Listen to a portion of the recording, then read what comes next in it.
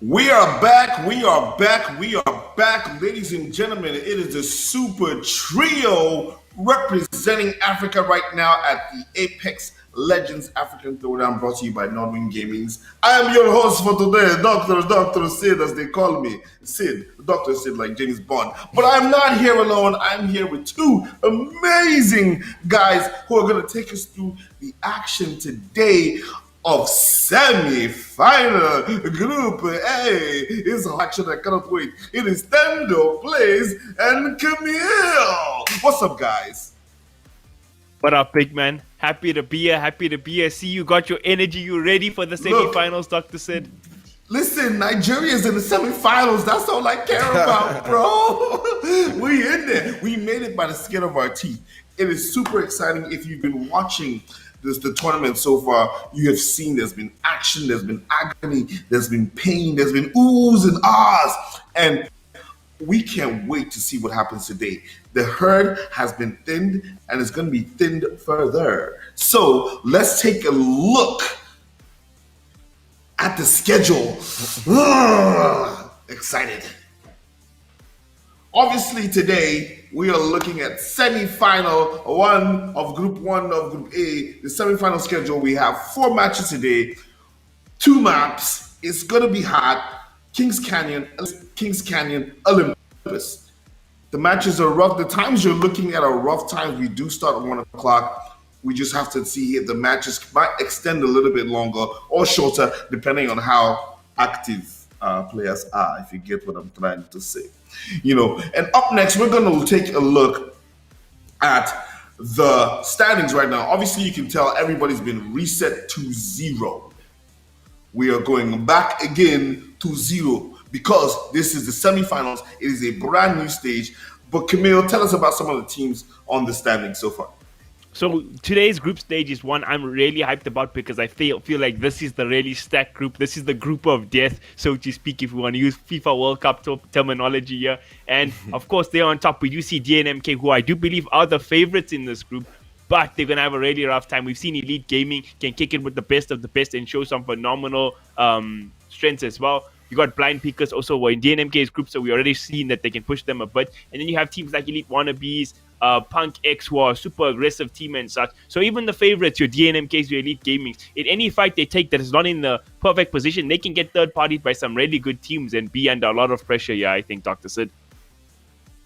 And then, what do you think about these teams? I know you have a lot of experience with these guys. Tell us, what do you think? Who are your favorites? Who do you think are the people that outliers that can do something great today?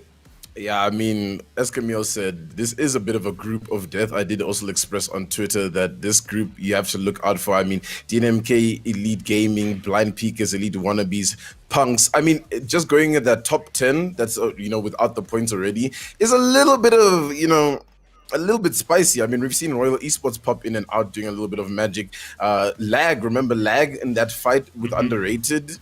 There's a lot of potential in this group. I mean, fact is, we can't even outrule them. I think Punishers might, today be their day to pop up.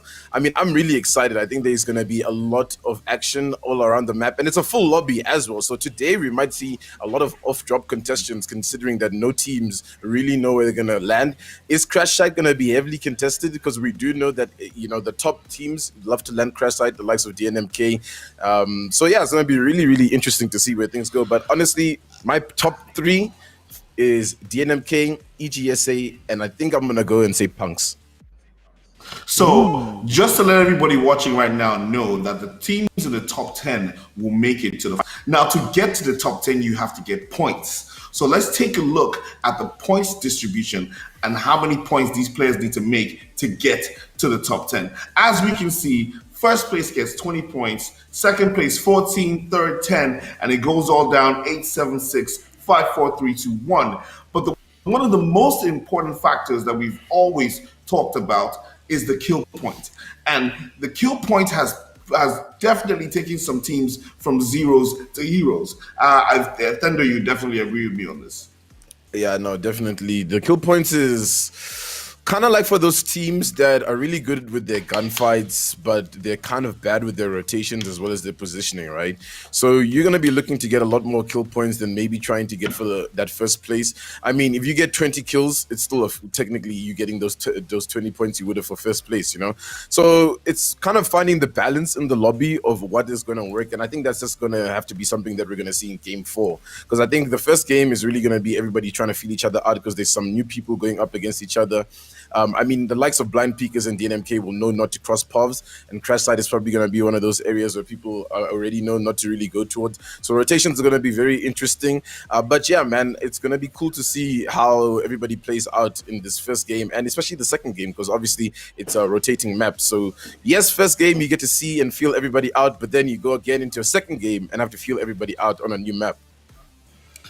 But let's quickly take a look at what all these teams are playing for, and that is our amazing prize pool.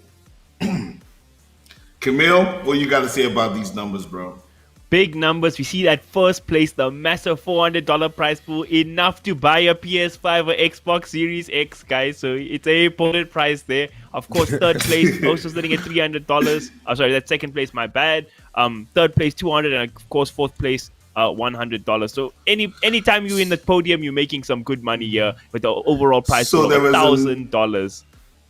Yeah, so there's enough money to go around, and we advise our teams to bring their A game. Now, today, our first map is definitely Kings Canyon, and we're super excited. I mean, guys, like for me, gotta clip. This is going to be a lit day because, like, I find when you get into tournaments like this, as we get closer to the end, we start to see the real technical gameplay and the skills. Like right about now, it can't be about luck. You can't just go in there and hope. I mean, but if you do get lucky, that's an amazing thing. But this map that we're going to, most of the teams on this group know this map really well and have had some phenomenal plays on this map. Let's take a look at Kings Canyon. Dendo, you want to walk us through this one? Yeah, I mean, Kings Canyon, we all know is that map where we have a love-hate relationship in the Apex community. Rotations are very quick. The points of interest also always attract a lot of people towards them. Lots of places where you get choked out. So, like I said, this is going to be a very big rotation game. Now, considering that, again, there is going to be a full lobby. Previously, we've only been watching maybe what? I think the most we had in one lobby was 16, if I'm not mistaken. So that's still 4 places where there's not really much contesting happening. So now you're going to see a lot of teams a little bit hesitant on where to go and where to rotate because the lobby is going to be really, really, really dense. And we have some good teams in this lobby as well. So a lot of those teams that have the experience with scrims and maybe just a little bit of ranked gameplay are going to know not to really look for early fights or rather going to look for a rotation. So compositions today might be interesting as well. I don't know, guys. What do you think is going to come out in the compositions for these legends today? Yeah, I was just literally just gonna ask you, Camille, like in terms of the comps and the metas, how would you play it? I think that's a very interesting question. If I had to look at the overall landscape of our semifinals today, obviously you have Kings Canyon on one hand and Olympus on the other hand. So I know you are a big fan of the kill points, Dr. Sid, but I do feel like teams on the Kings Canyon map today should play maybe a little bit slower because we know when we get into Olympus, that's when the prioritize of the kills. And you have a lot of aggressive teams in the lobby. So I expect the second map to be an all-out bloodbath with Elite Gaming, DNMK, Blind Peakers. All these are super aggressive teams as well as Punks.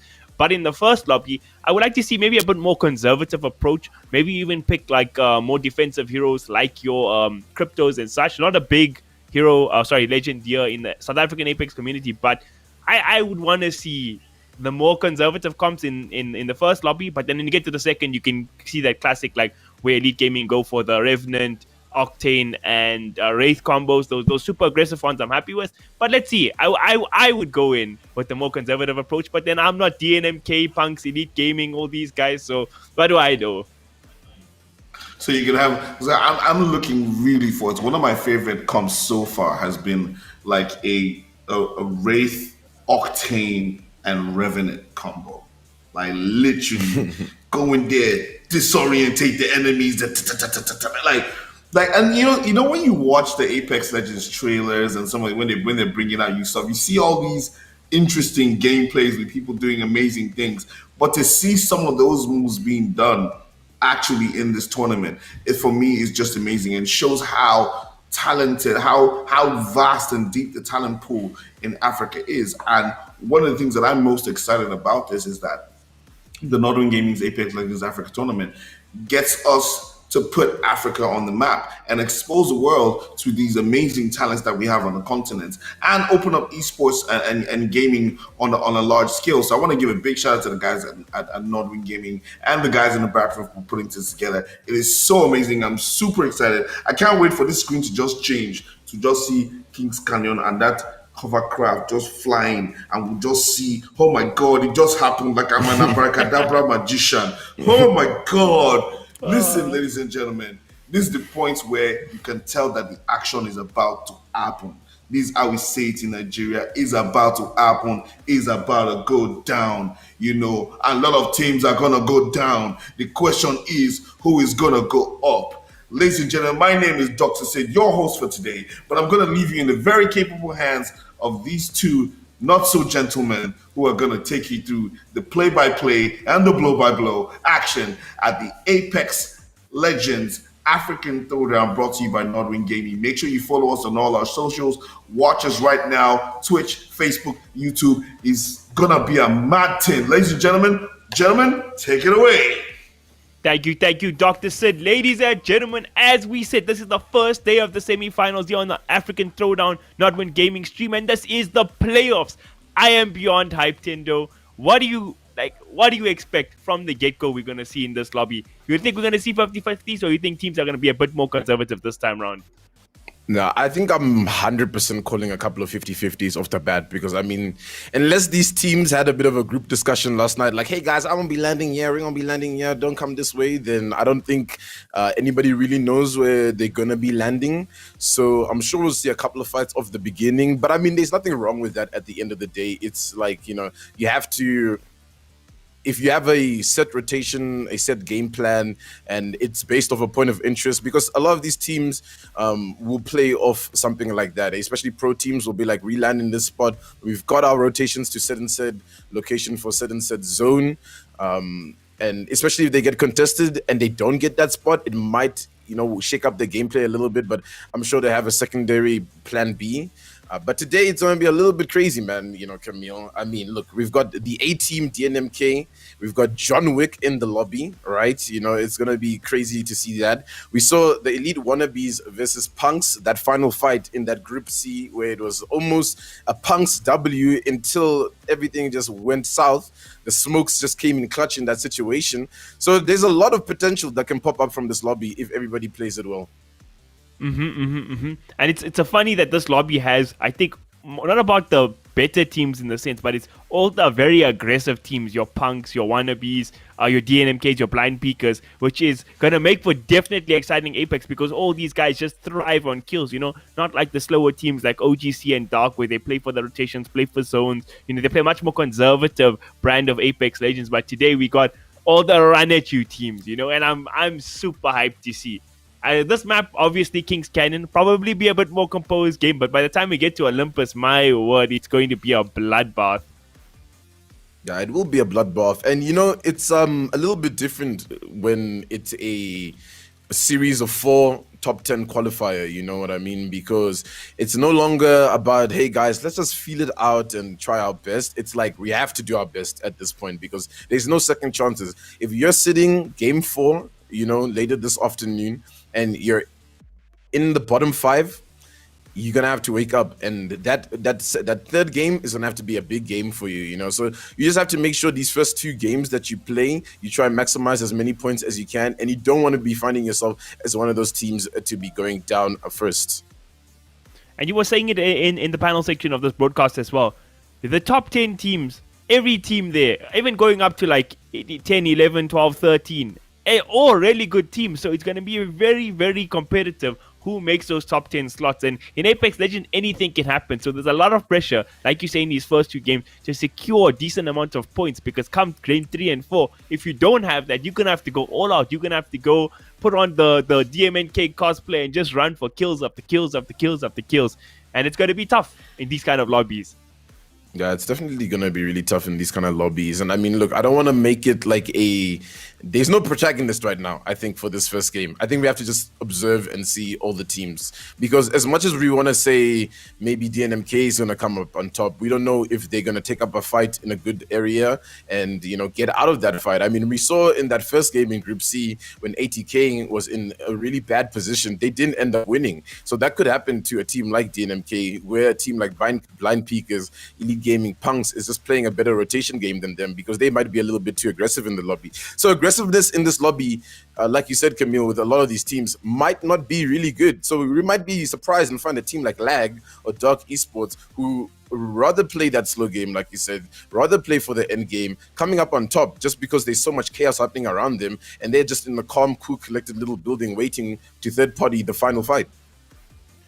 100%, and I wonder how those teams are going to adjust their strategies, especially here in this Group A lobby, because we've been saying over and over again we have all these super aggressive teams, but you have a team like Lag, maybe Dark Esports, they play a bit of a slower game, maybe pick up a core stick, hold the buildings, play for that end game. It could be very effective because the rest of the lobby is going to be going the whole time at each other the whole time, so there'll be a lot of opportunity for third parties and such. But I'm sure that's one thing I'll promise the stream is we're going to have madly exciting games today over these 4 lobbies. Yeah, no, definitely we're gonna have some madly exciting games. I mean, I gave my top 3 when we're still in the panel, Camille. Who's your top 3 for today's lobby? Okay, so my top 3, I'm going to stick with your boys, Tendo. DNMK at number 1. I think Blind Peakers will still stick their second spot right behind DNMK. I think it's going to be rough for them. There's a lot of challenges with the way teams rotate and stuff because I feel like that's maybe one of their weak points where they're very good with the fragging and the killing, but they can get caught out in terms of playing the map in a certain way. But I still back them. And I think Elite Gaming, they have a potential to clean up this lobby, but maybe, just maybe, they could fall out of the podium and you have a team like Punks, Lag, Fractus, these kind of teams showing up and maybe creating some upsets. Yeah, and it looks like upsets are already starting to begin because Crash Side is heavily contested, and not by DNMK as well. DNMK probably knew that Crash Side is going to be really heavily contested, and they opted to go to Spotted Lakes, and now it's Lag with Nai, the G7 Scout, getting a kill on early here. So now Lag have found a couple of early kill points, which is really good, and they're looking to aggress this fight, and action has broken loose already. We haven't even started, to just see where every team is going, but looking from how the map went, it does seem like most teams are finding the single drop spots and there aren't going to be too many contestants. So hopefully the team that contested Lag here gets a banner or maybe runs away as the duo. But unfortunately, if they do run down to Spotted Lakes, it will be DNMK in their way down there. So I'm very happy that we got to see this Crash Side fight from the get-go. I think Lag made a very big statement winning this fight from the jump, showing that this is their area they want to play it. And I'm very curious that DNMK moved off it because although we were hyping up this area a lot, I think the main teams who are landing there that I've seen over the lobby besides DNMK was Mayo Addicts and ATK, who are in the other group.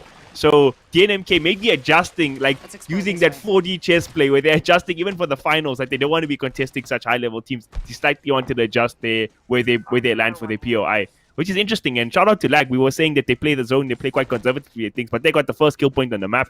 So they're off to a very good start here. Yeah, I mean, I wouldn't even be surprised if DNMK actually doesn't play this game too aggressively. They're playing GLL finals tonight along with a lot of other Apex players in our community. So I'm sure they're maybe trying to warm themselves up to play that slow game, that scrim heavy gameplay. So they're not even looking to go up to, Spotted Lake to take that fight.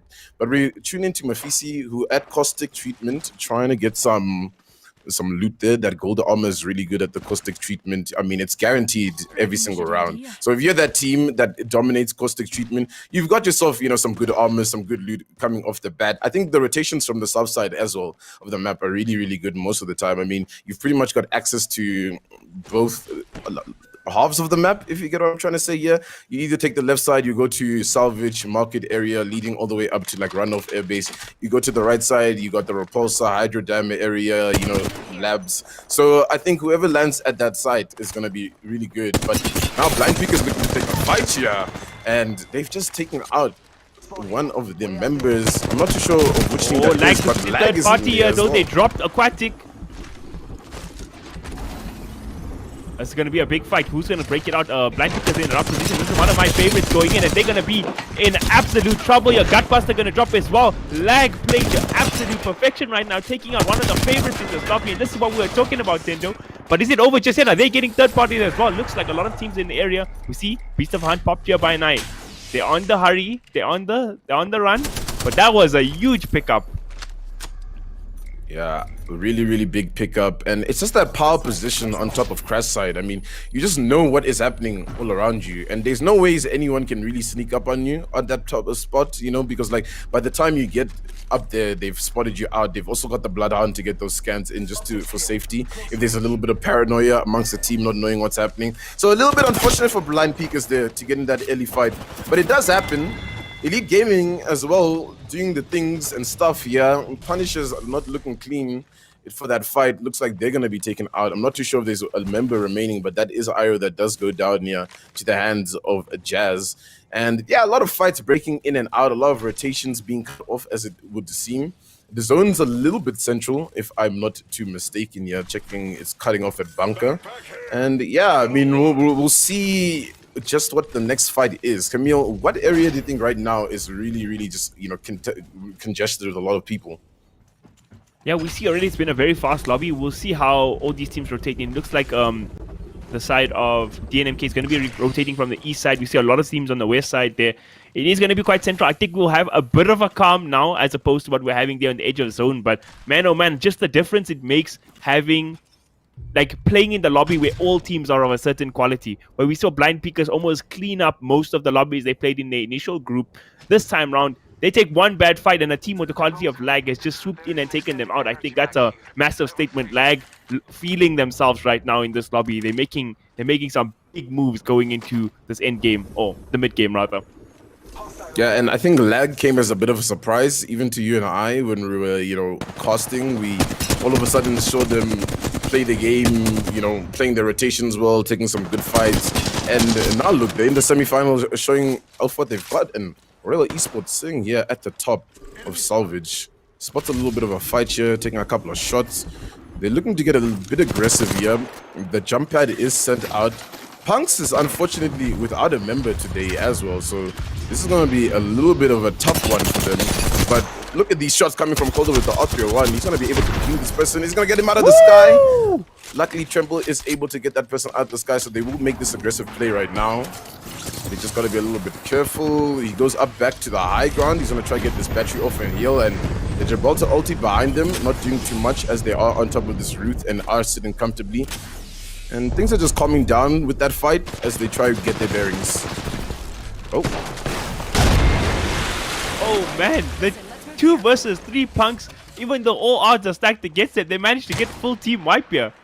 Let's hope their next member is going to be there for the next 3 games, but for now, they're cashing in on the points where they can. Credit to them for making the best out of a very rough situation here.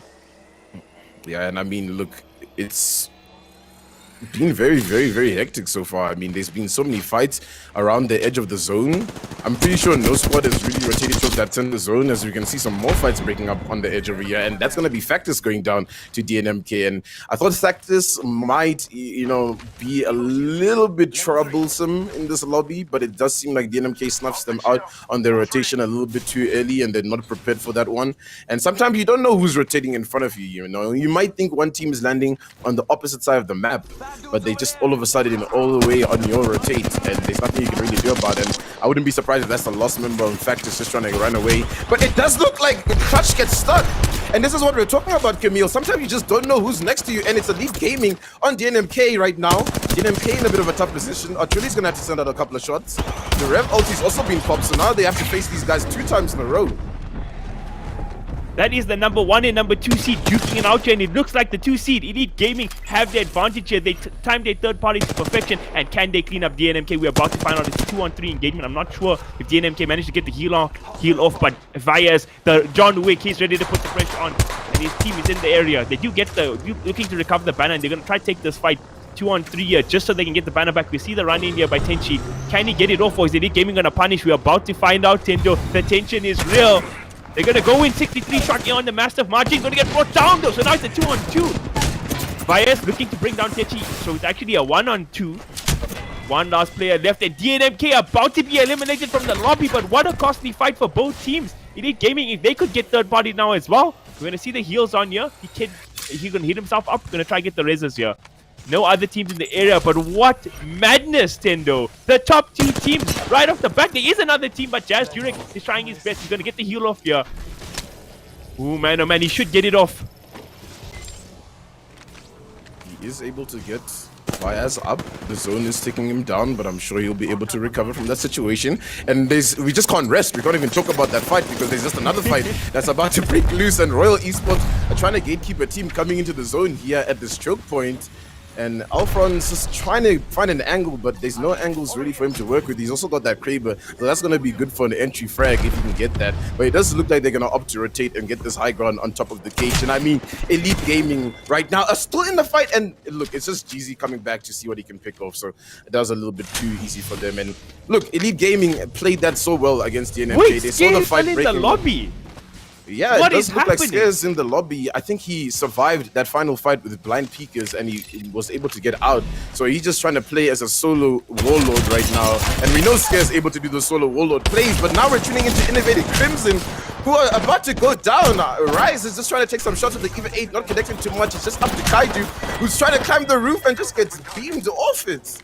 Drip Apex now winning up a fight, and there's so many fights all over the map right now. We can't even talk about DNMK getting knocked out by EGSA on the edge of the zone over there, and that side of the zone just seems to be breaking loose this fight. But now Drip isn't safe. Drip is still in a fight, and it's the lone player of Lucas who needs to try to get both teammates up and get them out of the situation. But luckily the portal is going to be popped.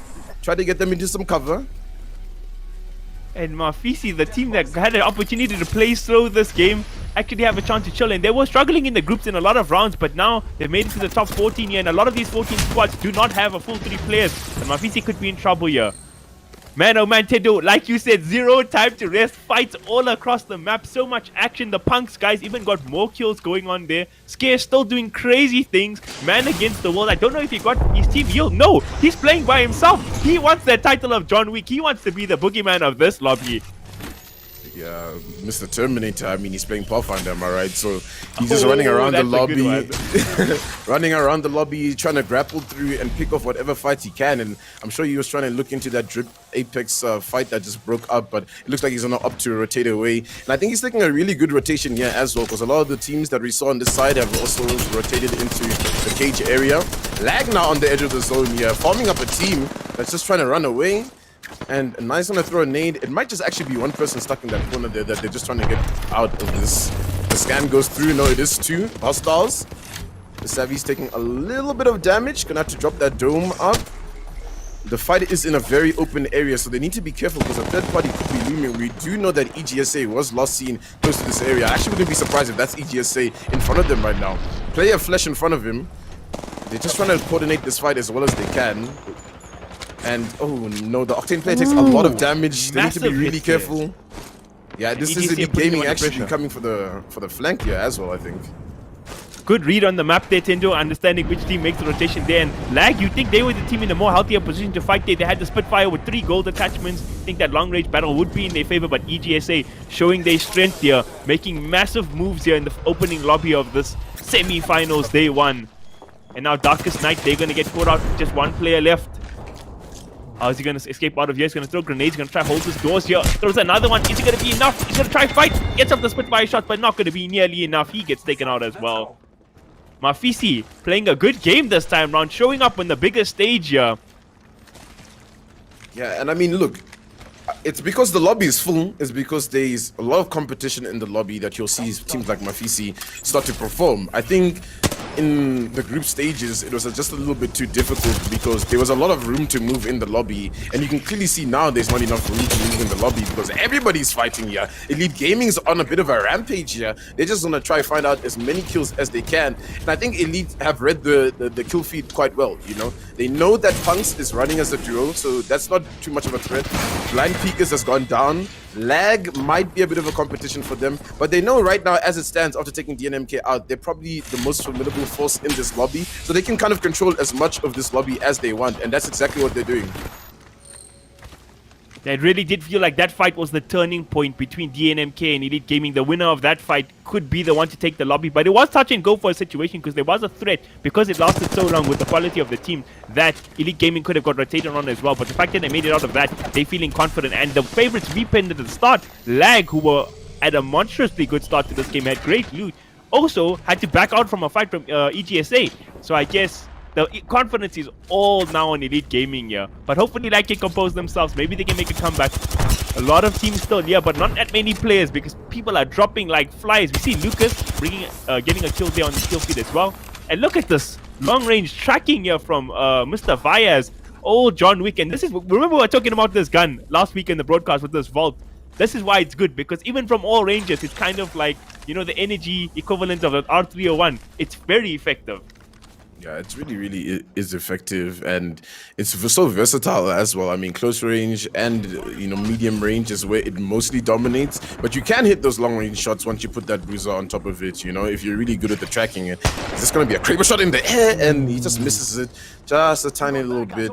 But that team is on the edge of the zone, so I wouldn't be surprised if they go up for that fight. And Elite is just trying to gatekeep the squad that's on the edge of the zone here. Vyaz with some massive shots here. He's going to pull out the massive. Hits 2 shots. Hasn't knocked that player. The bombardment is on him, so he's going to jump pad just in time to get out of that. But he is in the air, jumps into the building, and that's some clean movement right there from Vyaz. His teammates are just going to be on the edge of the zone here, trying to gatekeep and buy him some time to heal back up and get into this fight.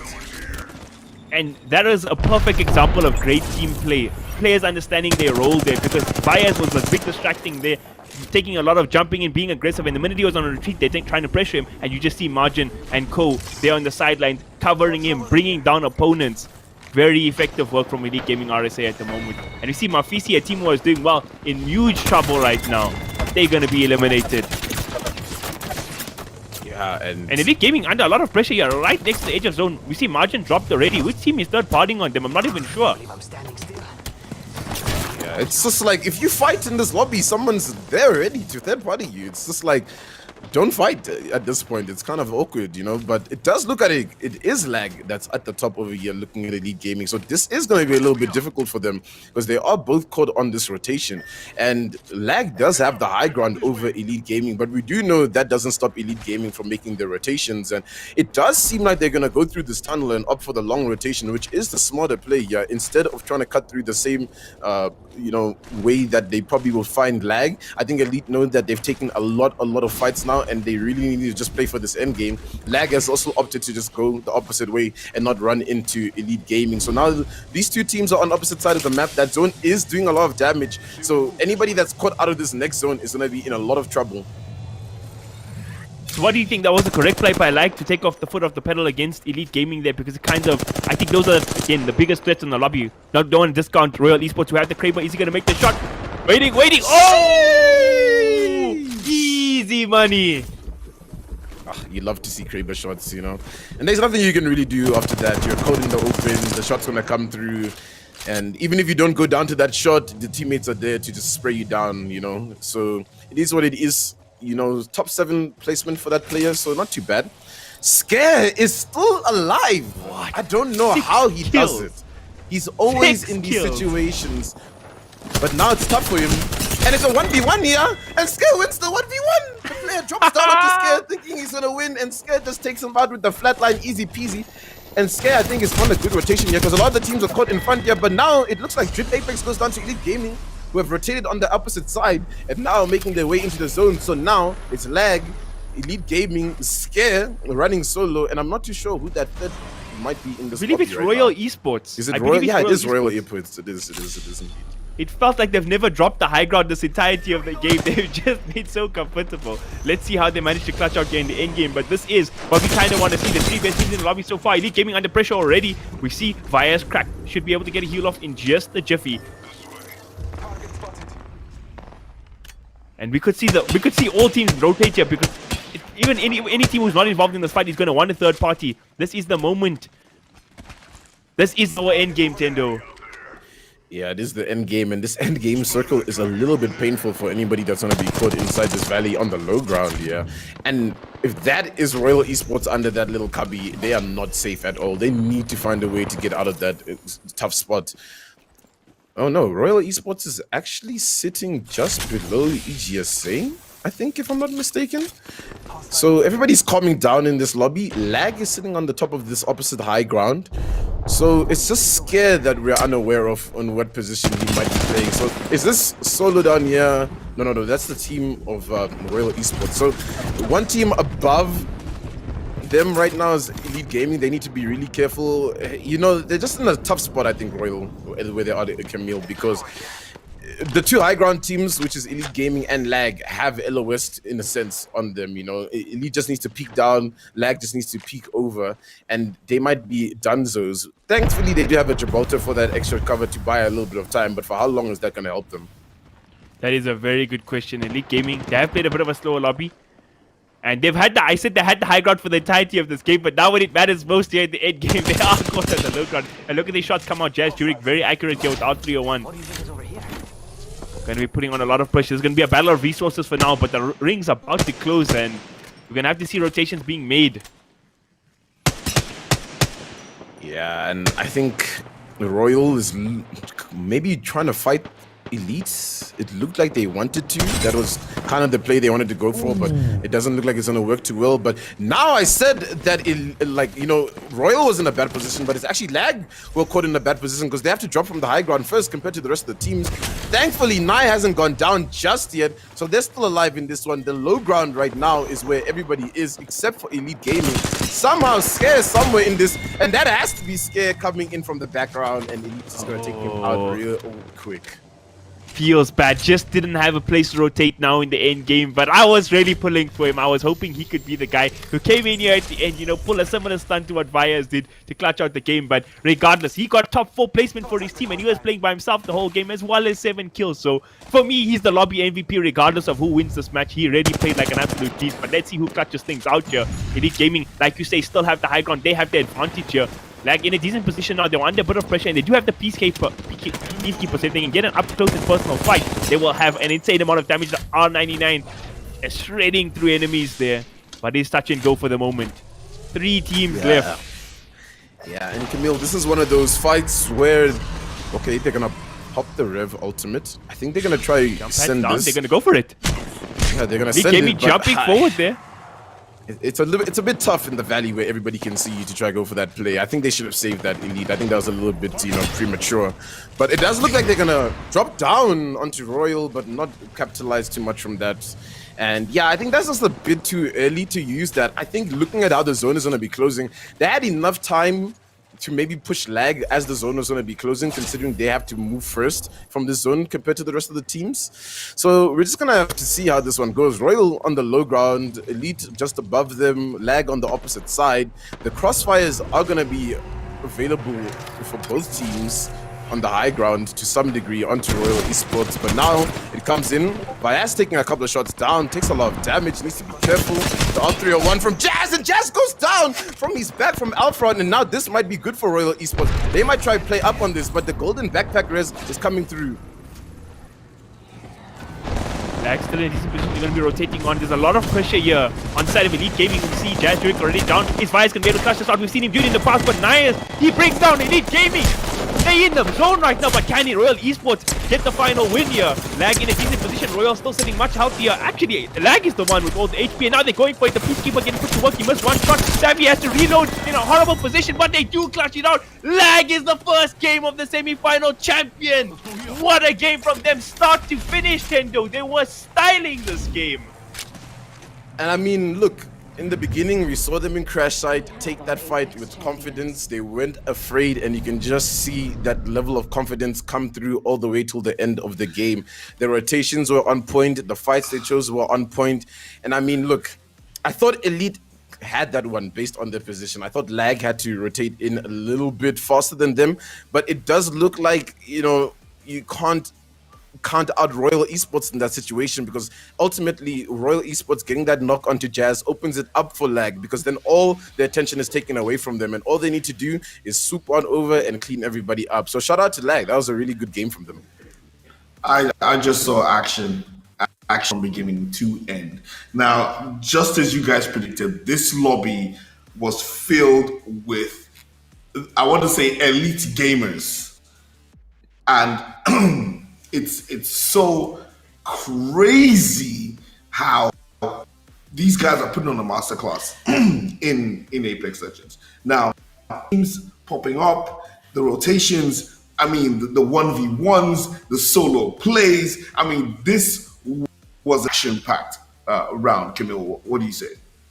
Listen, Dr. Sid, you told us before this broadcast started you watched Godzilla versus Kong last night, but what had more action? That movie or this game right here? Because from the get-go, we saw quality Apex. Quality Apex. I mean, I think one of the highlights for me was that fight between Elite Gaming and DNMK, the two top teams, third-partying each other, building up to that epic boss battle fight. But Lag, man, they the MVPs as a team for this round. They played sensational Apex, and it wasn't easy the whole time round. They had a tough fight against Elite Gaming earlier in the map where they lost the fight. They had to tuck their tails and run, but they kept their composure. They showed confidence, and they clutched it out in the end. They should put a lot of thanks to Royal Esports because they're the team that really cleaned up Elite. But at the end of the day, Lag played the zone well. They executed well, and they hit their shots to near perfection. So credit to them, our champions of our first lobby.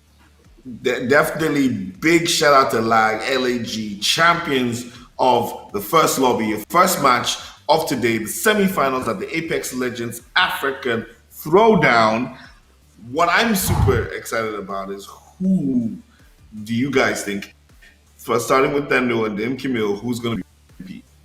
Oh, that is so difficult to say. I don't know. I felt like watching Lag, it seemed like everybody was doing their role, you know, in the team. It almost felt like nobody got too a bunch of frags, or nobody was making too many big plays. It just felt like the team was working together. So I'm just gonna make a guess on the team, and I want to say maybe the Savvy or Nai. Okay, I think that's my MVP. Camille? So listen, for me, I Lag played as a team well, but my personal MVP for this lobby is by far Scare. He dominated. He was literally a terror around the map. He got 7 kills by himself. He played by himself from minute 1 till the end of the lobby, and he wrecked kids. So credit to him, man. He slayed. He's my MVP. I don't know if the game will give him the MVP, but in my book, Scare, he gets it. So first of all, let's take a look at the champions, LAG. You know, we got to give them this nice little banner so you see this amazing team that put on a class in opportunity taking in Legends African Throwdown. But our guest, drum roll please, who's gonna be the MVP? Ladies and gentlemen, it is. I called it.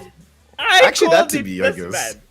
This man, Blind Peakers, we should have been talking about them on this lobby. Like, we had these high expectations for them. They kind of didn't show up to their potential. Oh, that should have been the narrative because they got wrecked as a team from the minute go. But they're going to be in the top 3 in the standings, I'm pretty sure, because they got a top 4 placement and 7 kills on this man by himself. Beast. Absolute beast. We have a new John Wick in the lobby. Him and Via's got to battle it out for the title after this. We should get them to a 1v1. Scare versus Vias. That would be amazing.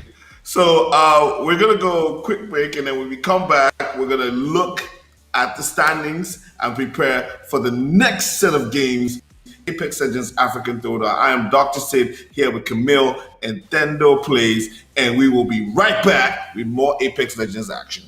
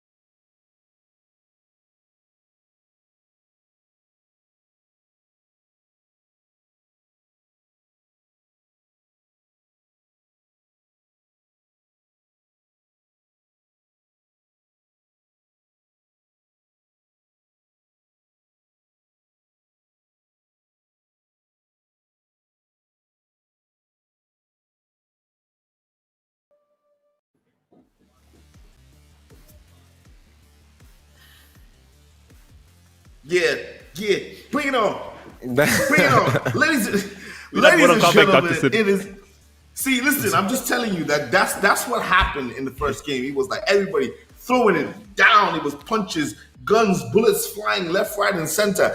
And I can guarantee you that was only the tip of the iceberg, because we are going to go into map 2 for today in the semifinals of the Apex Legends African Throwdown, brought to you by Northwind Gaming Africa.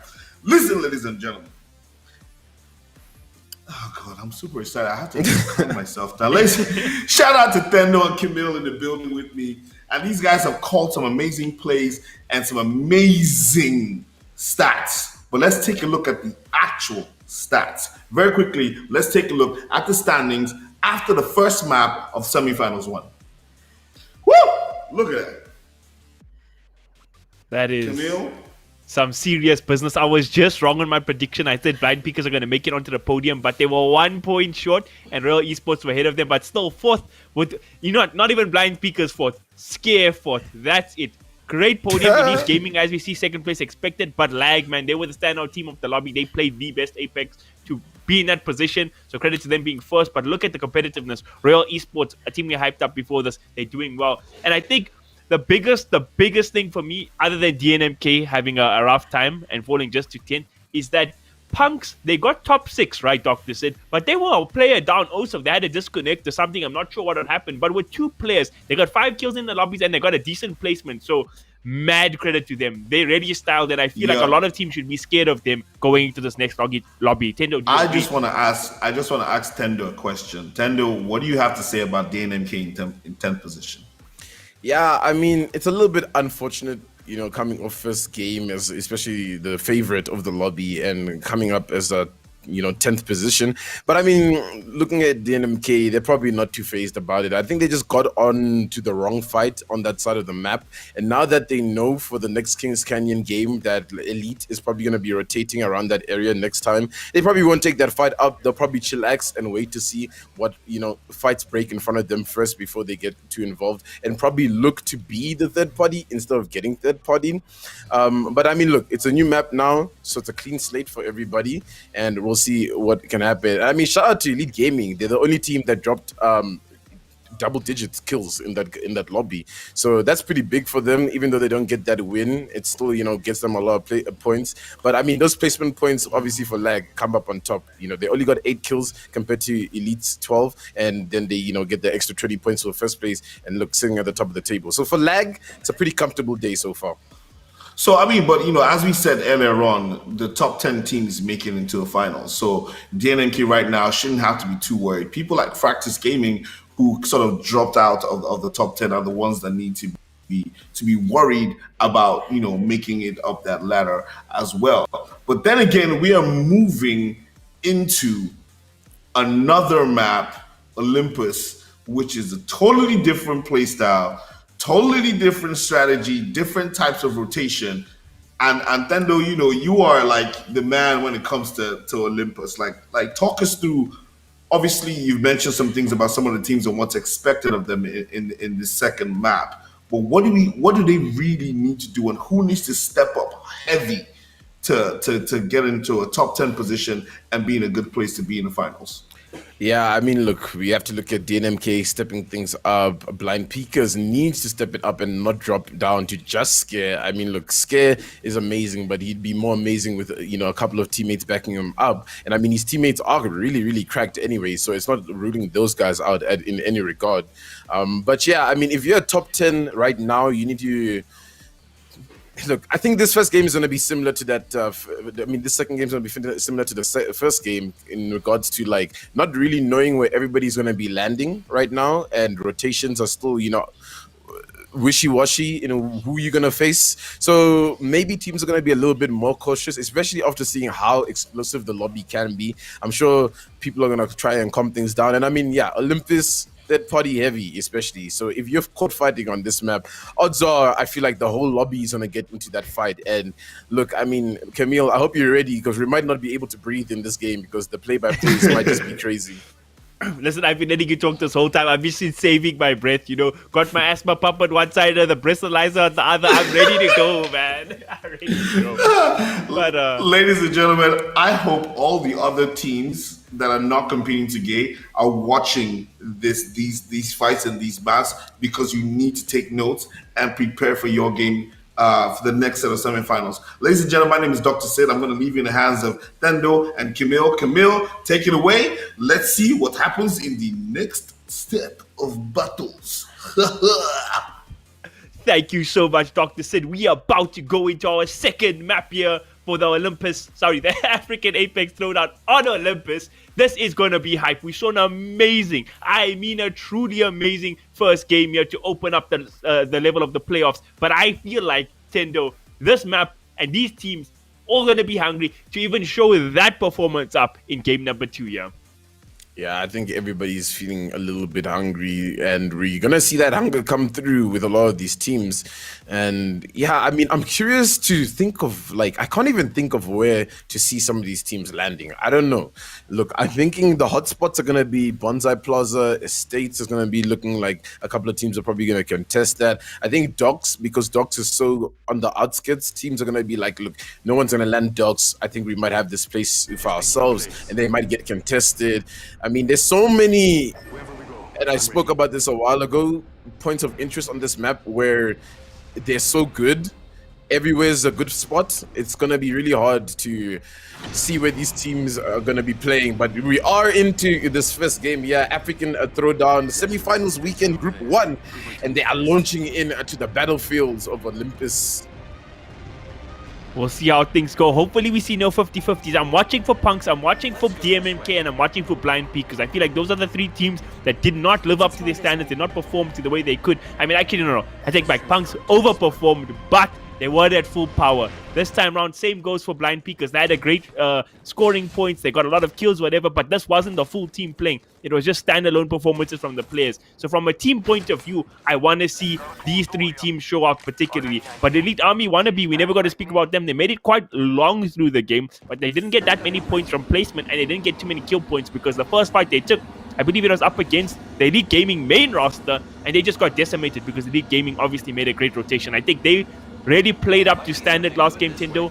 They had, like you said, the most kills on the lobby. They fought the top 2 for end game. They're looking really scary right now. So I think the rest of the teams gotta be fearing coming into the second map. Yeah, they really do need to be fearing coming into the second map. And something interesting that I wanted to point out, one of the teams, and I believe it was Lag, if I called one of the members' names correctly, they jumped straight into Rift, right? It took the portal, went to the halfway, the phase runner. It took the phase runner all the way to this side of the map. So if I'm not mistaken, Blind Peakers and Lag are in the same side of the map, if I read the map correctly. That's a very interesting thing. I've never actually thought about that. And I think it works quite well for a scrim game where you land in the Rift portal, make it all the way to this opposite side of the map. And odds are those teams haven't really made it out the dropship just yet, and you might be able to get a jump on one. But yeah, we're tuning into Bonsai Plaza, and it does seem like DNMK is going to take the full side of Bonsai Plaza all to themselves. Oh no, it was actually Trojans that was the team that I think made it into that portal. And now they're going to be up against Blind Peakers. And Scares is going to take one down. And another one goes down. And Blind Peakers is going to clean this one up and take the kill points nice and easy.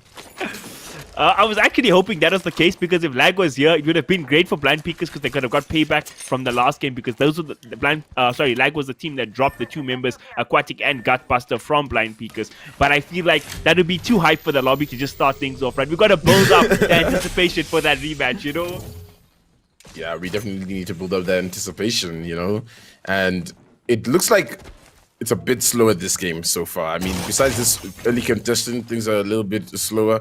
I think teams have all found a place to hang out, and it's just because this map is also a lot bigger, so there's not going to be too many people getting caught on rotations just yet until, a lot of fights start to break loose and people can hear those fights and make rotations. But as soon as I say that, call it a little bit of Costas Chaos, we're tuning into a fight here, breaking loose on the backside here next to Orbital Canyon and Bonsai Plaza.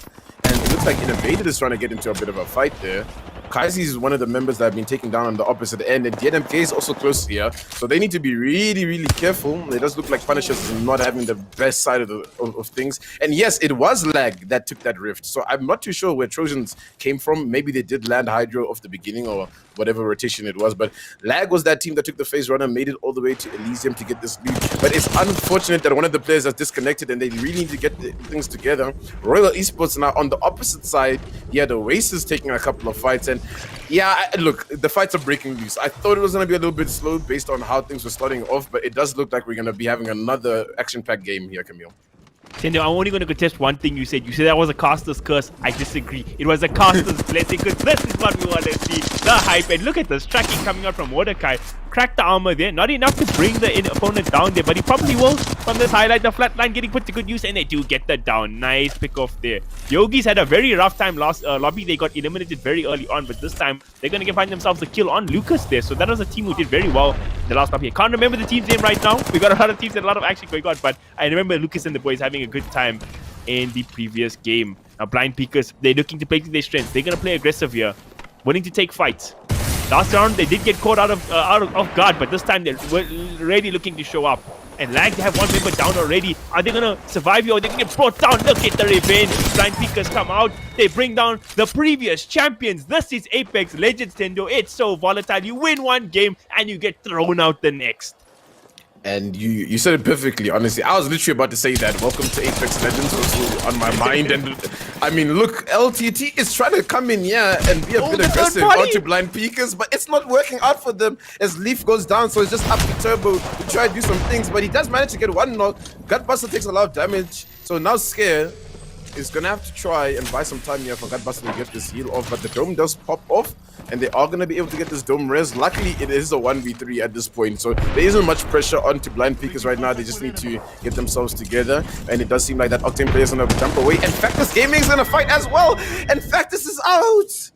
Oh my goodness, there is so much happening in and around of the map right now, and the game was just too hot, apparently, Camille, that the broadcast had to go down as well. I mean, look, the fights were breaking left, right, and center. And yeah, man, look, it does happen. I wasn't expecting there to be so many fights at that hydrophonics area where, Elysium was. But I mean, after I called that phase runner play was made, it does seem like so many people were just aware of that happening on that side.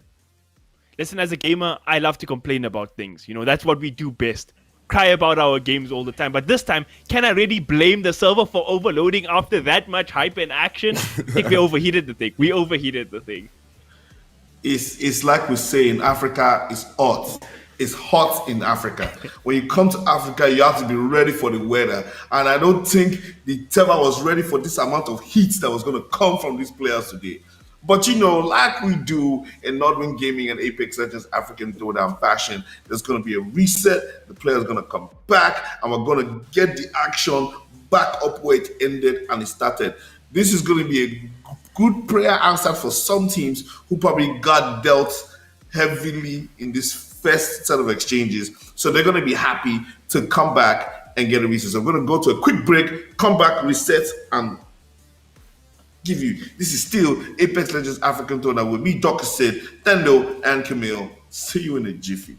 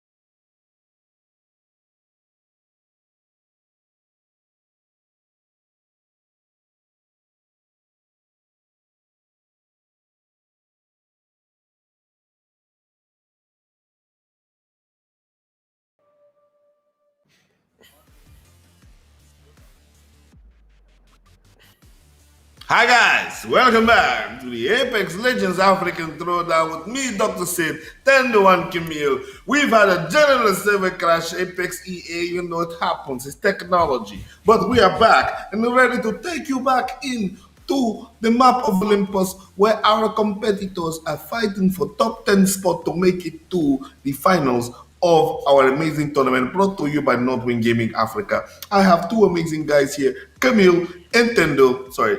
Yeah. Yeah. Whatever, ladies and gentlemen. Boys was popping. What are we expecting in this reset of a map, Camille? You see, the server wouldn't have crashed. I see you trying to hide it today with your chair, but in that PS5 on the background, if you were running on there, it would have all been smooth. No crashes here today. Tando, what you say, bro? Yeah, I mean, if you're one of those teams that got into those early fights, you're here like, all right, guys, we got a second chance. And I mean, look, it's kind of good because now you know where everybody's going to be. Because if everybody kind of keeps to what they wanted to do in that first game of Olympus, you know where not to be this time. Especially if you're lag, you know not to be in Elysium. Blind Peakers might just be in Hydro coming for you right there, you know what I mean? So we just have to see how everybody plays it out, but I'm sure everybody's, going to compose themselves, take a deep breath. And I mean, yeah, I think we're going to just jump back right into another action-packed game. Listen, and without a further ado, this is gonna be like just jumping back inside the pool after you've come out to take a quick little dry out and sunbathe and get some vitamin D into your system, and we're just waiting for confirmation that our teams are ready.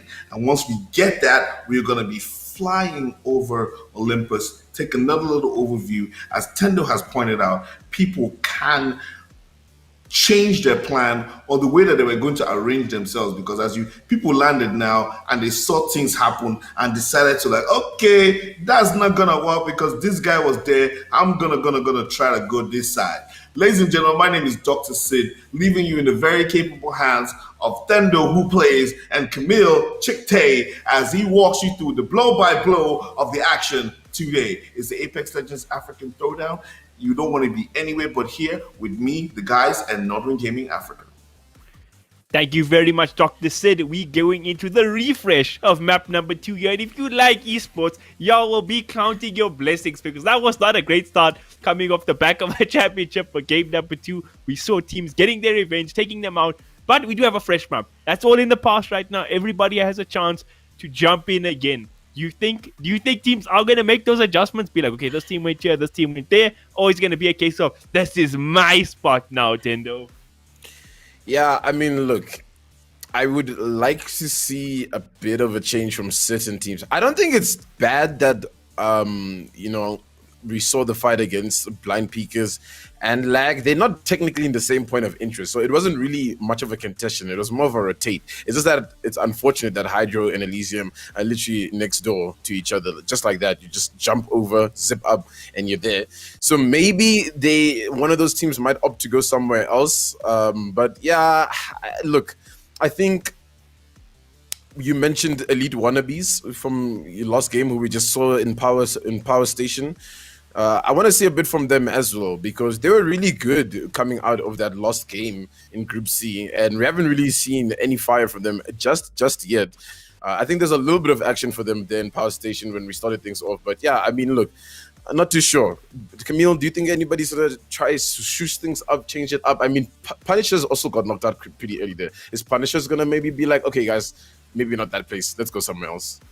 Listen, I just saw Aero GG or OG tweet out there that he's only playing in a duo. He's done with the tournament. I think he's rage quit right now. So rip Punishers if that's the case. Hopefully they came back for this map. But like you say, Elite Wannabes, they won that 6th and final map there in Group number C. They made that statement. They're really up there level, especially in the second portion of Group in those last 2 maps. And on this map, Elysium itself, that's where they got their big W. So I want to see more from them.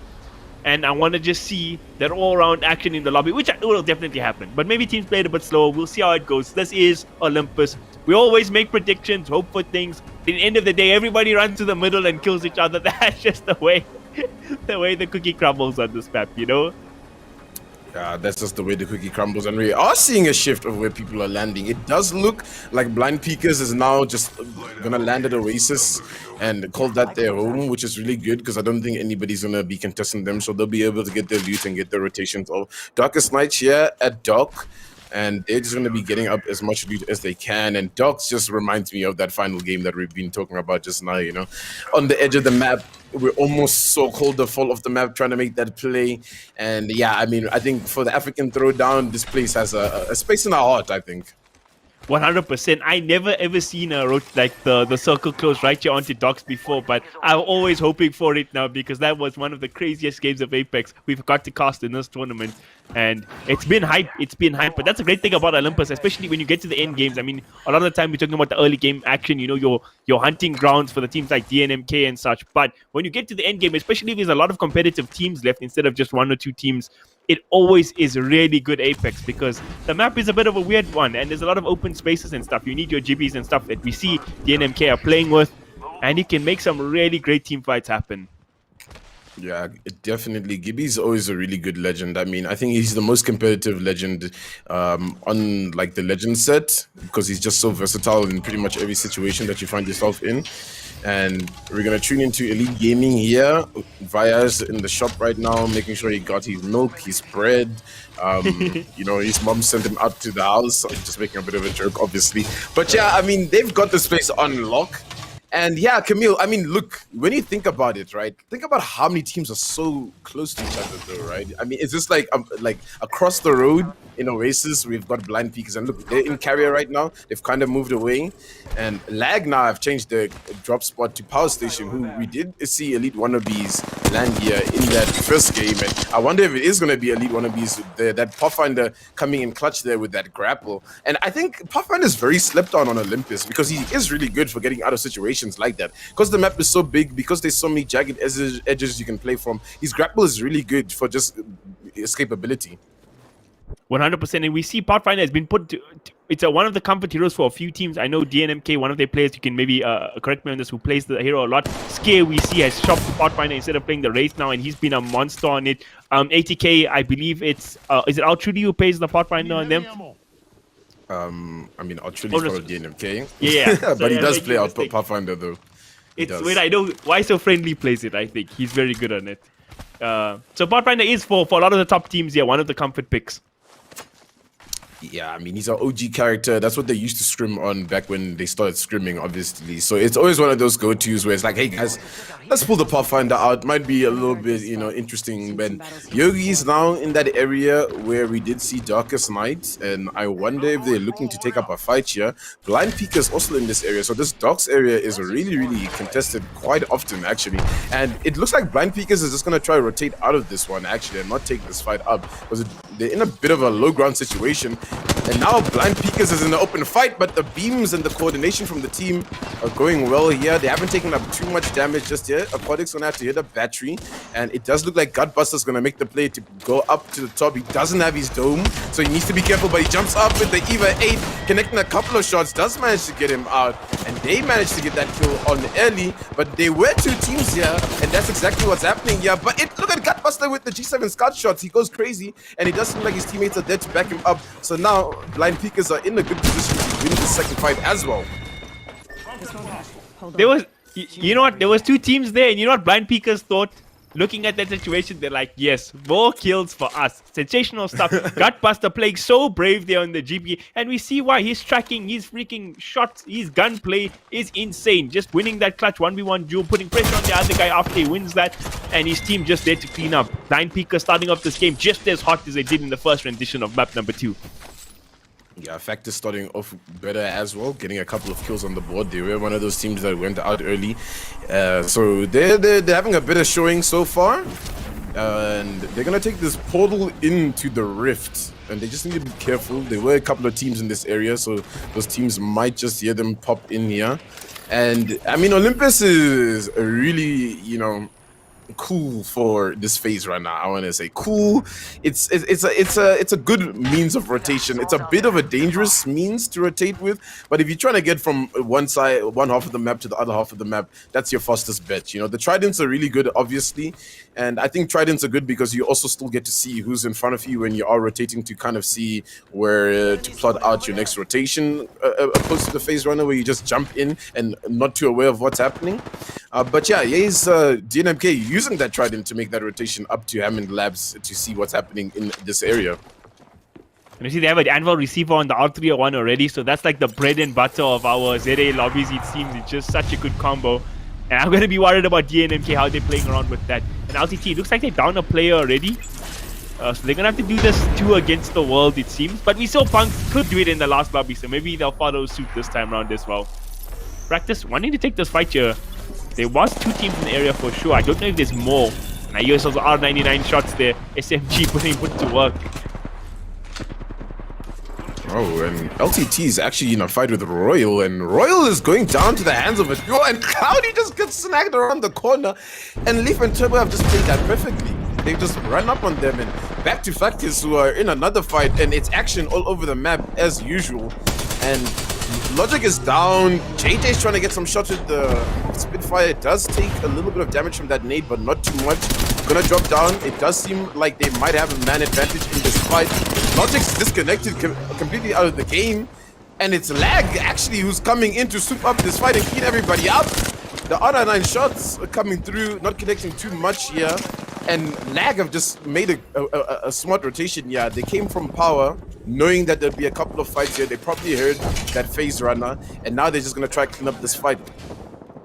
You called it from the get-go. You said this area is super hype, but you know, it can be one of those great areas to rotate through. But once there's a lot of teams and they start breaking out, it's just a straight-up bloodbath. We see Punks gonna be in trouble. They're playing 2 versus the world again, and looks like this time they're not gonna be too great because there's just 1 player left. And even Elite Wannabes taking a fight right here at the moment. But Lag, this is their area. They're in control. They got all the resources. They're feeling comfortable. Which teams are gonna be their prey this time round?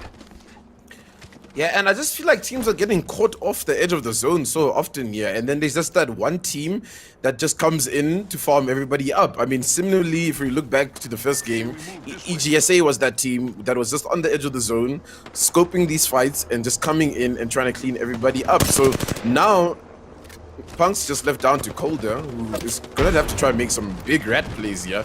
Lag just here trying to gatekeep this team. And yeah, I mean, look, we see Blind Peekers as well still in the lobby, cleaning up some kills as well. So there's kills all over the map right now. It's a very, very explosive game here on Olympus so far.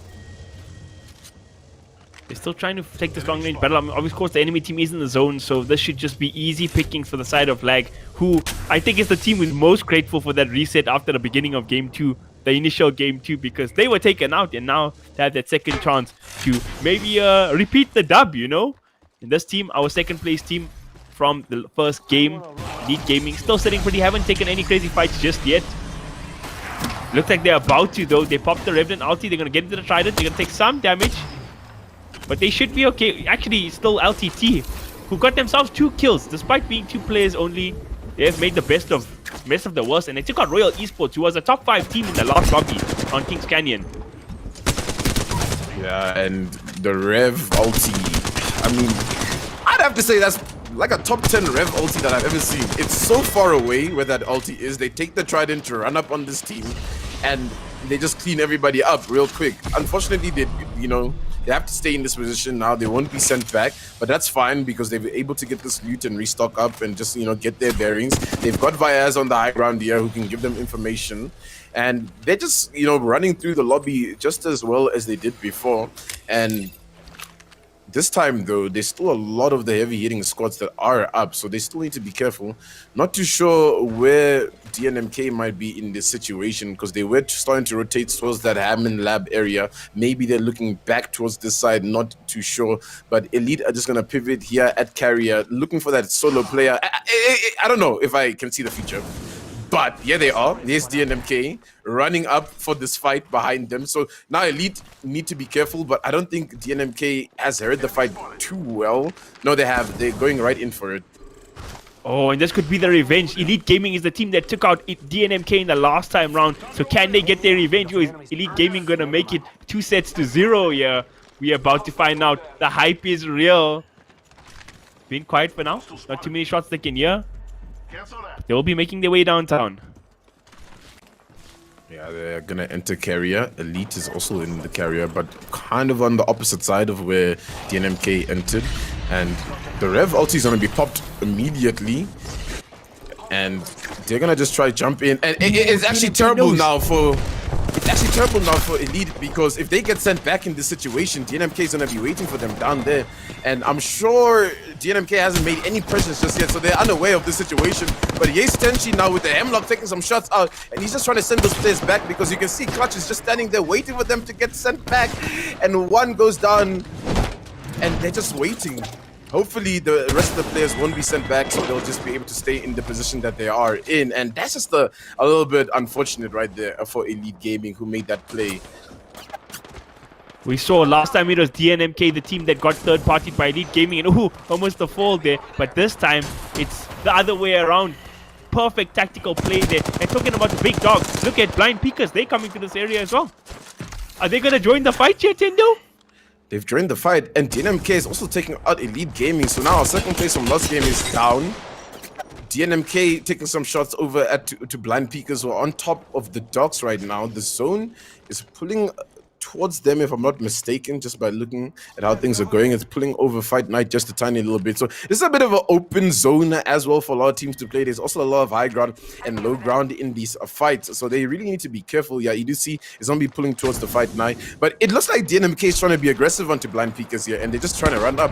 DNMK is angry. They want to get these kill points. They want to be on top of that leaderboard right now. And you can see exactly by the way they're playing. Gutbuster now has made the call to his team that, guys, these guys are pushing up for us. We got to be careful. But there's a Kraber now in play from Blind Peekers, and if DNMK isn't careful and is caught out in the open trying to rotate over, they just might get Krabered. Ooh, that's always the threat. We've seen the damage that gun can do, and it's the man scare with it. I don't doubt him even for a second. He's got a lot of bullets. How's he gonna get the shot?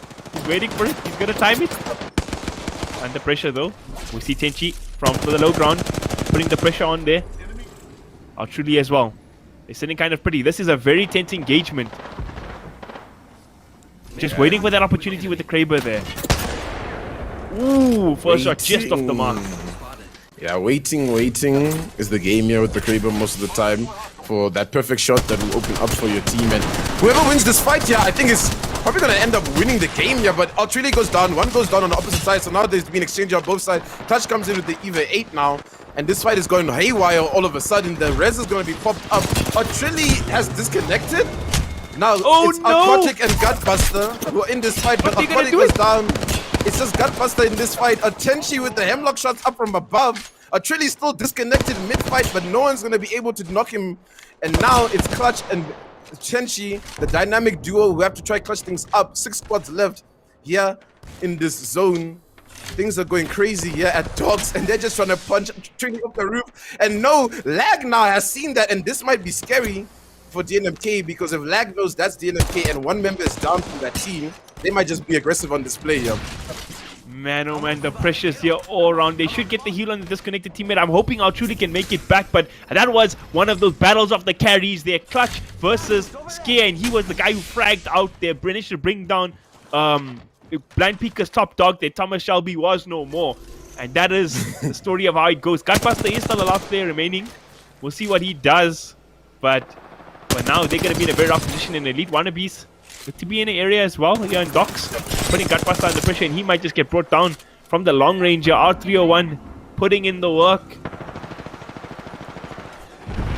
Yeah, I mean, it's a bit of a bleak existence for Gutbuster right now. He's just trying to survive as long as he can. I mean, look, Blind Peekers has done well this game, so we can't look away from their performance. I just think they weren't expecting that push from Clutch onto the roof. I mean, Clutch is a crazy man when, you know, he senses blood, and Elite Wannabes needs to turn around because now there's people behind them, and he manages to get the break there on the armor limitless throw. And this has to be DNMK trying to make this play after hearing them shoot. And the Oxstar play goes out. It's not going to be that successful from Tenchi, but DNMK is still in a health advantage. Tenchi's going to slide out. drop down that defensive bombardment. One member on Elite One of these is already down. Another member's down, and it's all up to EXO, who has to try clutch things up. Eva 8 in hand versus Clutch here. Who's gonna be the winner? And it doesn't look like it's gonna be EXO, and DNMK able to roll another team in this lobby. Oh, DNMK are angry. They want their revenge from the last lobby, and it looks like they're getting it so far. But you mentioned lag earlier. I just see them in the kill feed, lapping up kills as well. They're going to be sitting pretty as well. Let's see what they do coming into yet another endgame. Just 4 teams left, but only 10 players left in lobby. So hopefully it's 3 full teams and just that one last straggler. I'm not sure who on which team where the stragglers comes from, though. Yeah, and that was such a pivotal fight there, Dogs. Oh, I think Gutbuster. He's still Wait, alive. he's alive? How's he alive? This is How amazing. did No they do ways. this? Every game. Last game it was Scare, and now it's the main man, Gutbuster.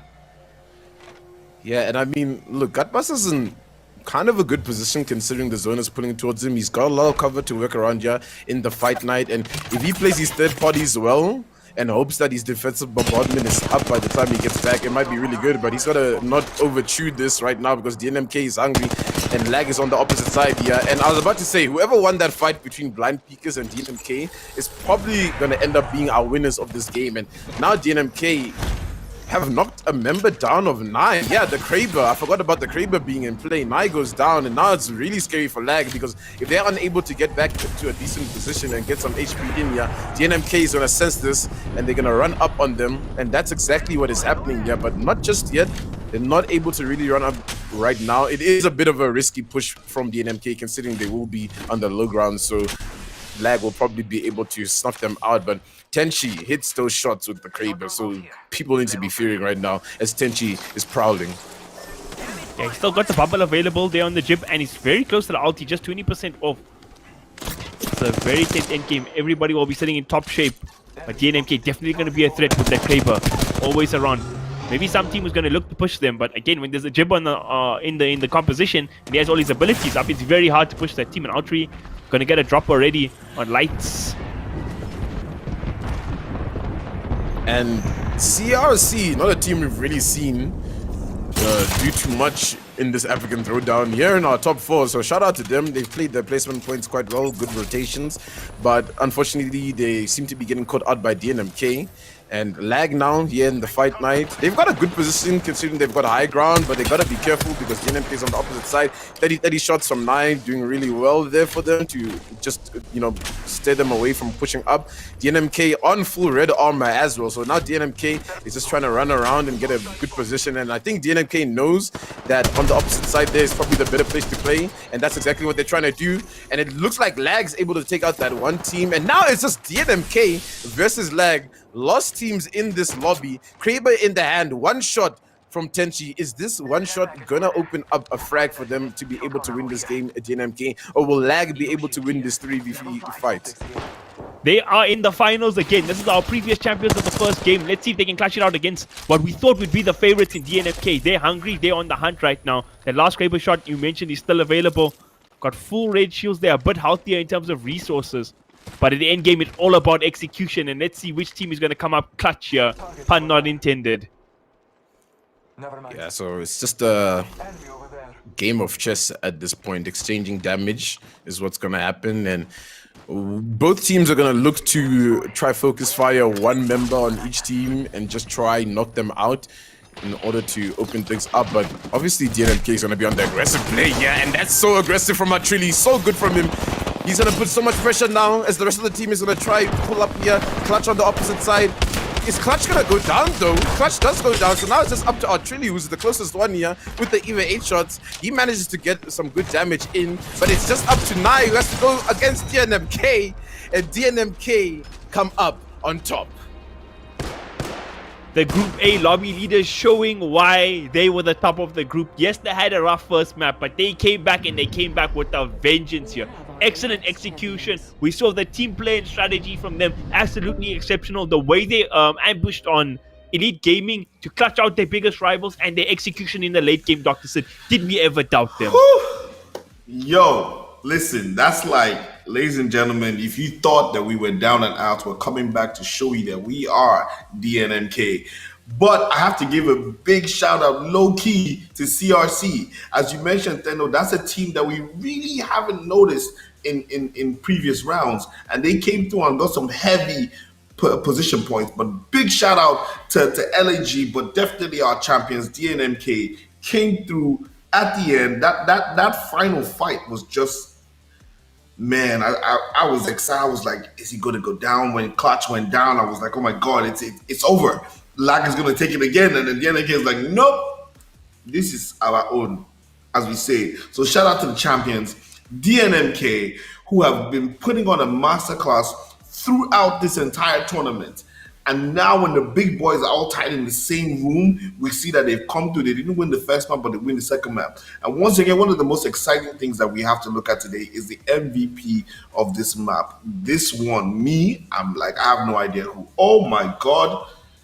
Look who it is, boys.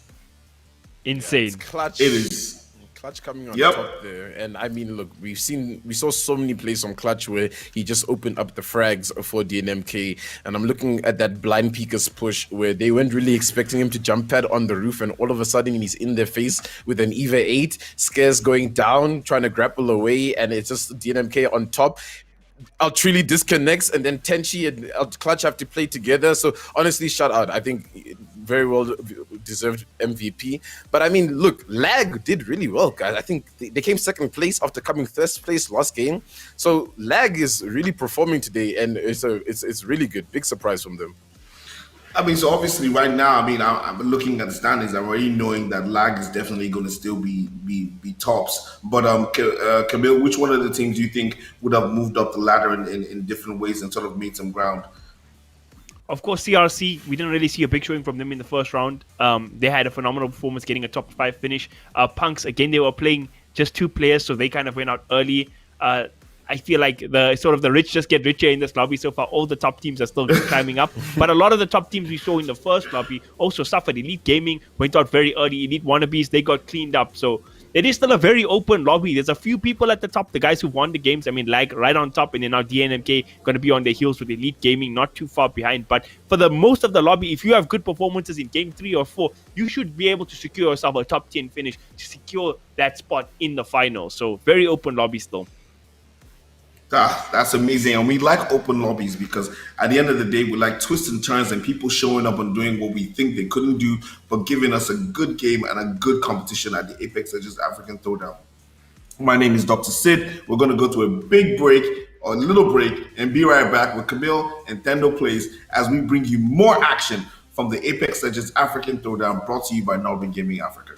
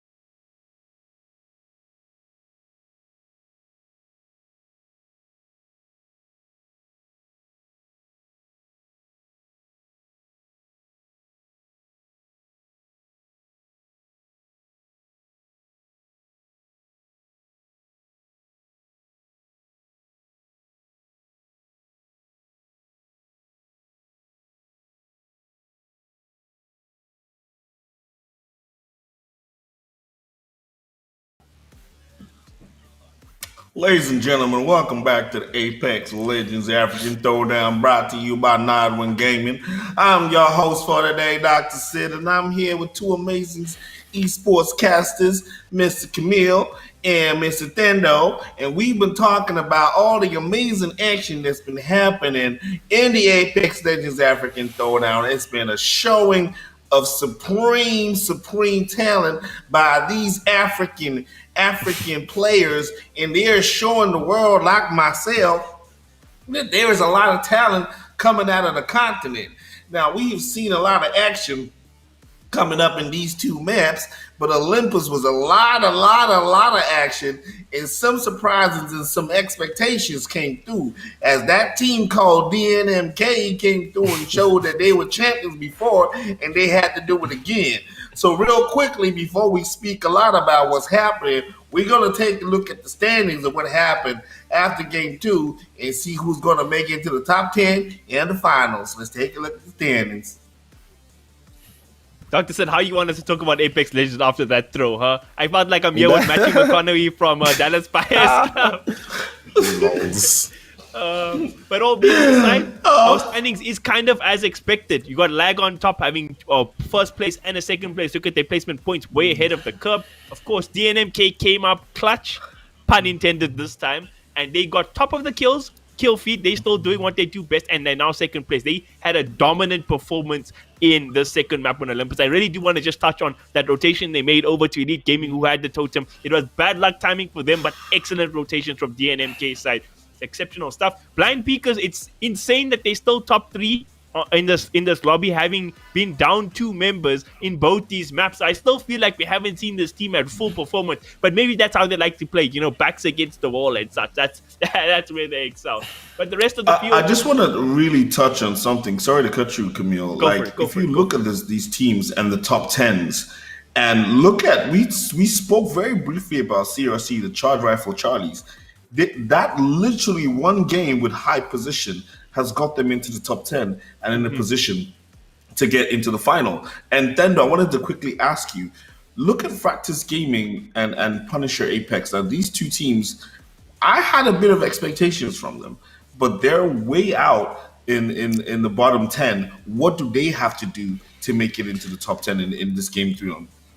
Yeah, I mean, if you're in the top 10 right now, you're breathing a little bit, just a little bit. I think if you're Royal Esports, you've got some room to work with right now. You can maybe throw this third game and bounce back for the last game. But if you're going all the way down from Drip, you have to really perform. After this game, you need to be sitting at about, I think, 20 points just, to go into that final game with some safety. But yeah, I mean, look, Elite wannabes, Factors as well, looking at Punishers. They need to just whip it out at this point. It just takes one game, which is the great thing about Apex Legends, to bounce back. And I mean, if you look at how DNMK started, coming into that Olympus game, being 10th place, now at second place, you can clearly just see it just takes that one good game for everything to go, your way. So we got to see a little bit more, I think, aggressiveness from the teams like Elite Wannabes, who have that gun skill that can win gunfights, and take those teams on. They need to win those fights along with Factors. They can win fights. They need to be winning fights. They also need to be making the right rotation. So usually in a series of 4 where top 10 qualifies, that third game has to be a slow game for everybody now, right? Because you can't be giving too much of yourself to anybody at this point, because everybody is hungry, especially those bottom 10 teams. Wow. Now, just to let everybody know, in case we don't have information about how the schedule is going to go, all throughout these tournaments, we've been having 4 matches per round, right?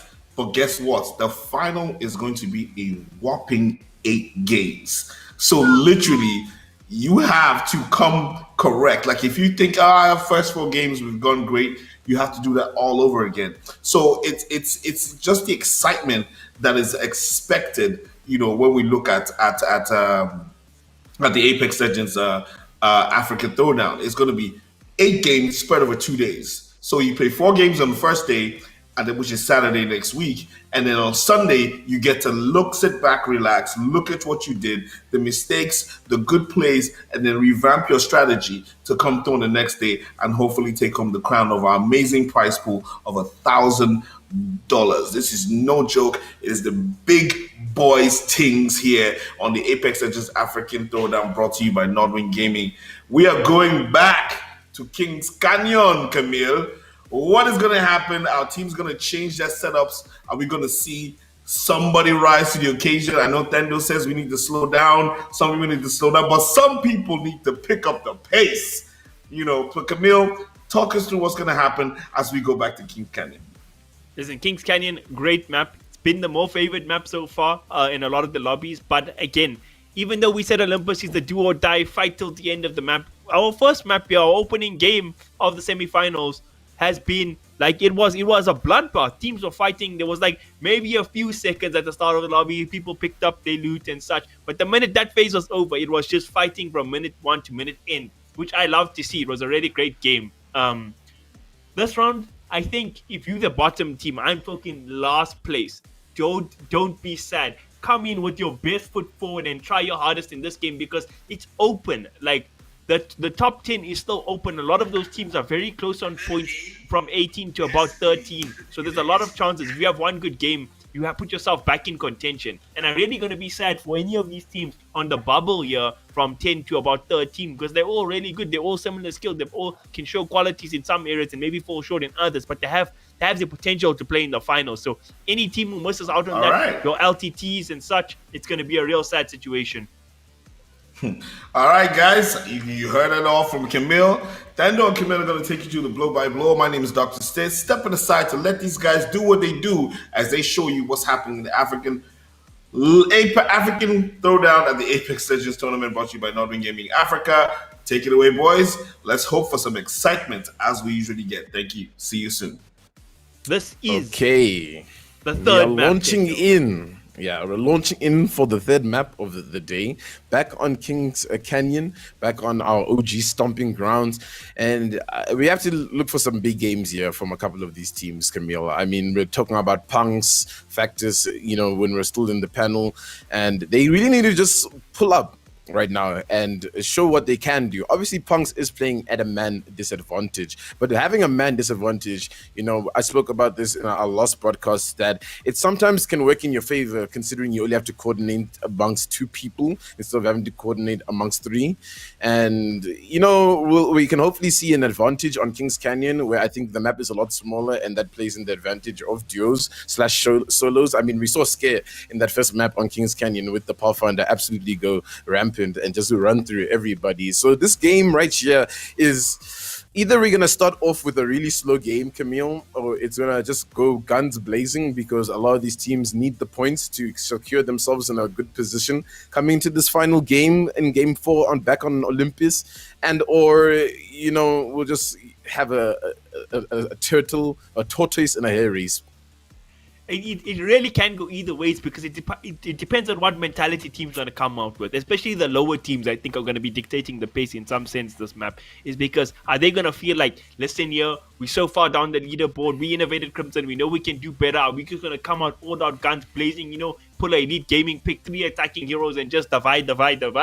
Or is it going to be a case of, okay, we're in the third game now, we're not doing so well, let's play conservatively, let's play our bread and butter scrum Apex Legends styles here. So it's gonna come down to what kind of mentality people want to bring in this game. But all I have to say is I'm freaking hyped for this. Like, the first map on Kings Canyon so far we had was one of the best games of Apex throughout this tournament, lived up to the hype for the semifinals. Let's hope this one can deliver as well.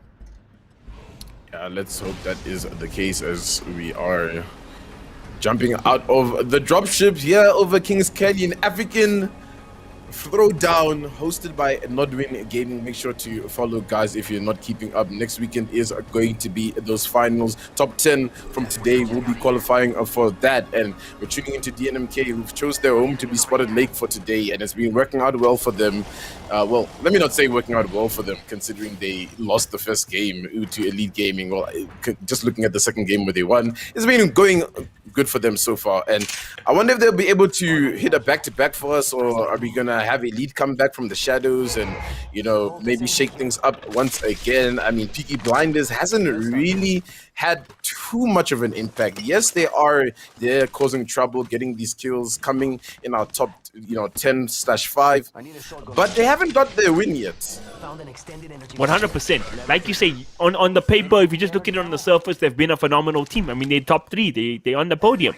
But if you know the potential that this team can play with, we haven't seen that dominant showing which they've done in the past. And that's what I'm hoping to see here. Really. Gotta pull for Thomas Shelby and the boys. Sorry for being biased, stream. But we'll see how it goes. Spotted Lakes is a very interesting drop point there from DNMK. We saw lag, landed crash site yet again. So I wonder if we'll see a cheeky engagement between them two quite early on. And we see Royal Esports looking to take a fight here.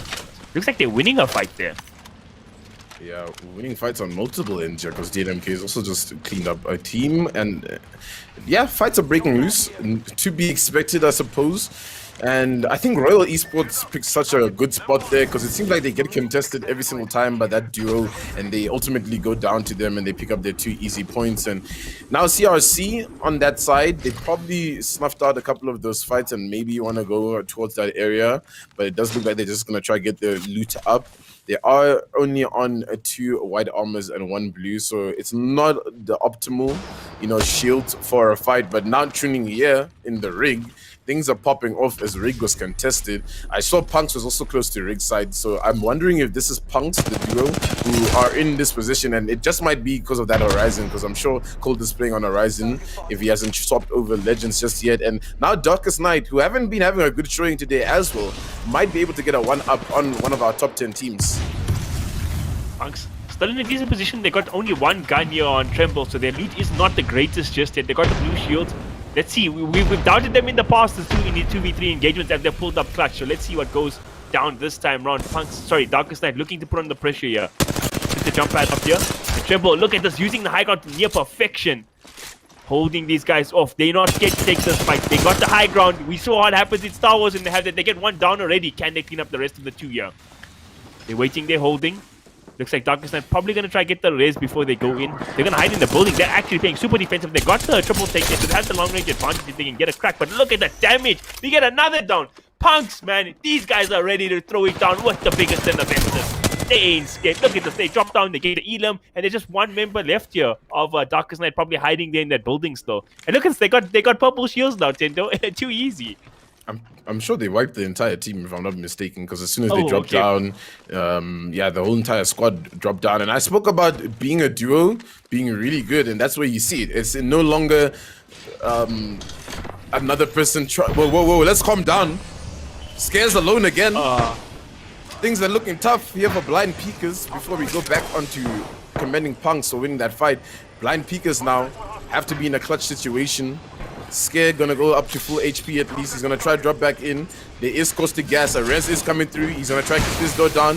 I think he's gonna try to throw this Arc Star. He throws the Arc Star. Hits the shield though. No damage gonna come through from that on anybody. He's gonna try heal. It's tough right now. He needs to try to get an entry frag. I think he still has a bit of an advantage because I don't think the res has been popped off on the team that they're fighting. But actually, no. The res has gone through. Both members on the team are still alive. And here he is. He's sliding in with the master. Knocks one. Hits some crazy shots here.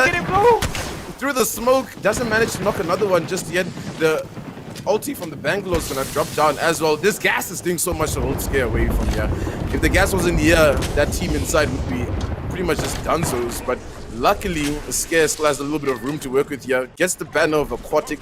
Has that armor sub available in front of him as well. So he's going to just try to do as much damage from this angle here. He's unable to get inside. Knocks again. Scare has to clutch this up before Blind Peekers to get back in this one. Hits the massive shot. He's going to be able to clutch this one out. He has to pull out the Spitfire. The Spitfire goes crazy. But behind him, the flank is made and Blind Peekers go down. Oh man, we said they've been struggling in this lobbies. We see them get a couple of good kills, but they taken out so early, knocked off the podium. Surely they'll be this time, because there's gonna be no just 1 versus the world clutch fights this time round. We see DNMK taking a fight as well. Very active third game here in the lobby. But man, oh man, sad for Blind Peekers. Really not gonna be happy with themselves in that engagement, but credit to the team who fought up against them. They did a really good job. The caustic, not a pick we've seen too often, but they used it to absolute perfection there, holding the doors, fighting in the building. You never want to take that fight, because if it wasn't there, they could have just got wiped out by Scare there. And look at the crack there. Wingman shots on fleek for clutch right now. DNMK is actually taking down Lag. So now our top 5 teams are in a bit of a big fight here. Lag goes down to DNMK now. This is the second time DNMK takes lag down. And we tune over here to CRC. Master shots are flying here. It looks like they're in a fight with Innovated. It's just now Bendy, the Gibraltar player, left alone. The jump pad play is being made here by the Horizon player. The other one, shots not connecting, and he's gonna go down to Kaiju. And he's gonna get that res on to Cyber. There's so much action everywhere. We can't even analyze at this point, Camille. Like, I hope you have some water next to you, because honestly.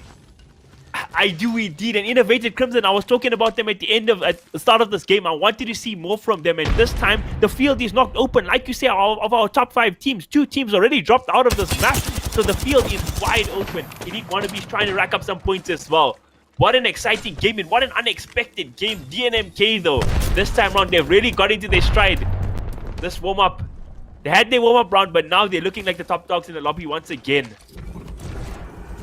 Yeah, they're looking clean, but they're still a formidable force in here, known as Elite Gaming. And not the Wannabes, but the Wannabes are in action here as we are tuning into them, chasing down some players up here. And they want to get involved in this fight. The Thermite goes through. They do need to be careful because here's John Wick himself sliding in with the PK shots.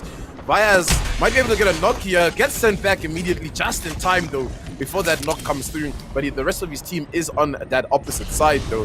So there are so many fights breaking loose, but Elite Gaming here look like they're gonna play the zone rather and rotate in and just calm things down for everybody to breathe on the side. But this team is just trying to run away, and it doesn't seem like it's gonna be too much avail. This does slow down Vyaz just a tiny little bit for that player to get away. And it does look like one of the lost members on lag is taken down by Clutch there. If you check the kill feed, now it does go down. So I think that's going to be lag out for the count completely. Oh, very rough position for them to be in. Luckily for Elite Wannabes, they managed to escape their daddy team, because that was looking dicey for them for the moment. They did feel a little bit of pressure, but they made it out at least. And we see Punk still in it. They're going to probably secure themselves a top 10 finish, but looks like from the high ground, might be them getting pressured down there. And Drip Apex also have the high ground this time. So they actually had a rough time because I think they got a couple of kills in the initial second lobby before the reset. And then they went out early in the next one. So maybe, just maybe, they can show up here in the third game. And it is that game where you do need to show up. And I mean, look, there's a couple of teams in this area. There's Elite, there's Drip, and Punks was also making a rotate through, but I wonder if Punks has just opted to not take any fights as a duo. Probably the better play to not take the fight. The Crypto ulti does come through. Doesn't do much though. Not too sure where that was aimed towards, but it does look like Limitless goes down to one of the members on, I believe is a Drip on the opposite side. Yeah, up on the high ground over here. And now they're just in a tough position out in the valley because there's just teams all over them. Will they be able to get that res after that dome though? It doesn't look like it's going to look too good for Elite Wannabes, as the main force here, Elite Gaming's on the opposite end here, and Drip is just being that team causing trouble for no damn reason up here at the Watchtower. Oh, luckily for the rest of these teams, there's no snipers available, but look at that aim! Oh, no snipers needed. Still putting on a decent amount of damage. Drip showing up to this third game so far. And looks like Elite Wannabes getting wiped out there by the daddy team. Yeah, it's unfortunate for Elite Wannabes because they were sitting 11th place, man. And when you go out like this, look, they've gotten a couple of I think kill points, if I was not mistaken. I saw 1 or 2 assists when we spectated one of the players, and they've got these couple of placement points. So it might be enough to just stay in contention for that final game, to perform well for them to, qualify for the finals. But now they've got to be sweating, they really gonna be sweating. And Elite Gaming though, not sweating at all, as they've got full control. DNMK has been very quiet this game as well. So look, the kills seem to be distributed amongst the lobby. DNMK actually gonna be holding the zone for this one. They're not really looking to get any fights, and they just wanna clutch things out as we tune into them doing a bit of a ritual dance here. I feel like they're summoning their powers to, roll through the rest of the lobby here. Oh man, that's very unexpected. DNMK, you can see the experience from them. Yes, we always talk about them being a super aggressive team, but at the end of the day, points is what matters in Apex Legends. So they can wait it out. They don't have to force anything this time around. They are second place in the lobby, only to lag, and after this game, they'll surely overtake them. And Innovation Gaming getting even more kills. Innovated Crimson want to secure their spot in the finals. Yes, they had a rough first 2 maps, but they they're playing here in game number 3. And Punk's talking about them. They're looking to take a fight as well. Horizon and Wraith on the run here, looking to bring down some members. There's a full team in this building. Are they managing to win this fight? They're going to jump in. Look at the confidence here from Tremble. He ain't playing games. He's going to throw the grenade here. And he's going to Wraith Q out. Should have a portal available as well if they want to use that. But the pressure has been applied. And look at them. They're still going. Innovative Crimson. Let's see how they respond to this. We know how aggressive Punks are. Even though the one member backed out. Looks like Horizon's still willing to fight here. All by herself. And look at the damage that comes out. Absolutely insane. My word. Yeah, Calder's so good at dealing so much damage as well, and he's just able to buy Tremble a little bit of time to just pull out from the situation. And either the server crashed or we don't have our feed right now, but we'll be back. I guess that's a little bit unfortunate to see. Things were very crazy there, Camille. So yeah, the server did crash. We just got confirmation that the server crashed. That's a little bit unfortunate, but hey, whoa, I guess you get to breathe if you're one of those teams that, like, you know, it was a little bit tough. I'm looking at like lag, looking at elite wannabes that now I have a chance to breathe, I guess, Camille. I got a feel for a team like Innovative Crimson though, because they finally got the points, they finally got the placements. I mean, in Olympus, it wasn't too bad at server crashing. Respawn, help us, please, because it was at the start of the game. Sure, 1 or 2 teams died, but this we were quite established throughout the game. But it is what it is. Nothing we can do. If a server drops. In Africa, we used to bad servers. We pick up the punches and we're gonna roll with it afterwards. Whoa. I'm just gonna say somebody's praying. Somebody's really praying. No, I'm serious. Somebody's really praying hard. And you know, in situations like this, you know, this is life, and this is real life, and this is how it happens. Everything might be going smoothly. Somebody throws a monkey wrench in your engine. You have to go to the shop, get it fixed, start all over again, and go back in and make it do what it do. And to be honest, situations like this are a true test of character of teams. So now we're going to know which team is going to have the resolve and the resilience to come back in, get your mind right and your psyche in the right space, and deliver on what you need to do to become a champion or to get into that top 10 spot to make it into the finals. This is where you find out the true test and true resolve. Yeah, I'm giving all these inspirational, motivational speeches right there. I can only imagine what the players are thinking right now. Oh my God, we gotta do that again. But you know what we do here? When this happens, we go to a quick break. While we're waiting for the players to just come back in, reset, and get back into the action, it is still the Apex Legends African Throwdown with Dr. Sid, Camille, and Thendo, brought to you by Nordwind Gaming Africa, and we'll be right back after the short break while we reset for Game 3. Praying for no crashes.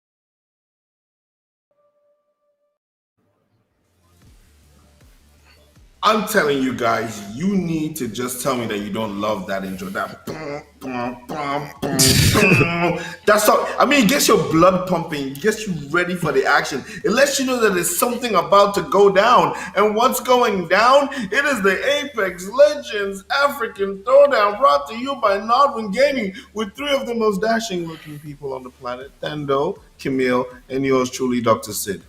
We have just had you're dashing. Everybody claim it. You know, in Nigeria, when they say something nice about you, say amen. God bless Amen, you. amen, amen. Amen. Thank you very much. Just so that, dashing. Listen, all I'm thinking Anyways, about, we Dr. are Sid, back. I'm thinking about What the do you- service. what do I'm you- hoping, I'm praying. All I want to see is Apex uninterrupted, and hopefully, third time's the charm. We got this, bro. Yep. We got this. Yeah, but it is what it is. It happens, and like I said, this is an opportunity to showcase what's happening on the African continent. And we are, yeah, I know EA is working and different people are working on getting service to the rest of the world and to the African continent. This is a test, and obviously to showcase what we have, and we're doing a great job. But you know how we do. When they knock you down, you get the back up and you give them again and again and again. And we are back up and we're giving them again because it is time for a refresh. We're gonna go back to Kings Canyon, and Tendo is gonna walk us through what happened and what is gonna happen, because teams have to now change up. Tendo, take it away. Yeah, I mean, that first game, almost out of breath with, well, not that first game, that last game where the server crashed, almost out of breath with how action-packed it was. I wasn't really expecting all the teams to, go crazy like that. But I mean, I guess it's kind of expected given like how usually the teams like to play for kills. So obviously they saw that, look, if we don't go looking for kills, EGSA, DNMK, Punks, these teams that are willing to go for fights and want to take these fights will just suck up all of our kills, right? Which isn't bad, right? Because if you just like let them take those kills and you stay away from those fights, you're gonna get placement points as well. So it's a bit of crushing play styles in this lobby right now that we're seeing. And I wonder if going back to this remake, will we see same aggression? Will we see some teams coming down? Will we see the same contestations? Honestly, I wonder.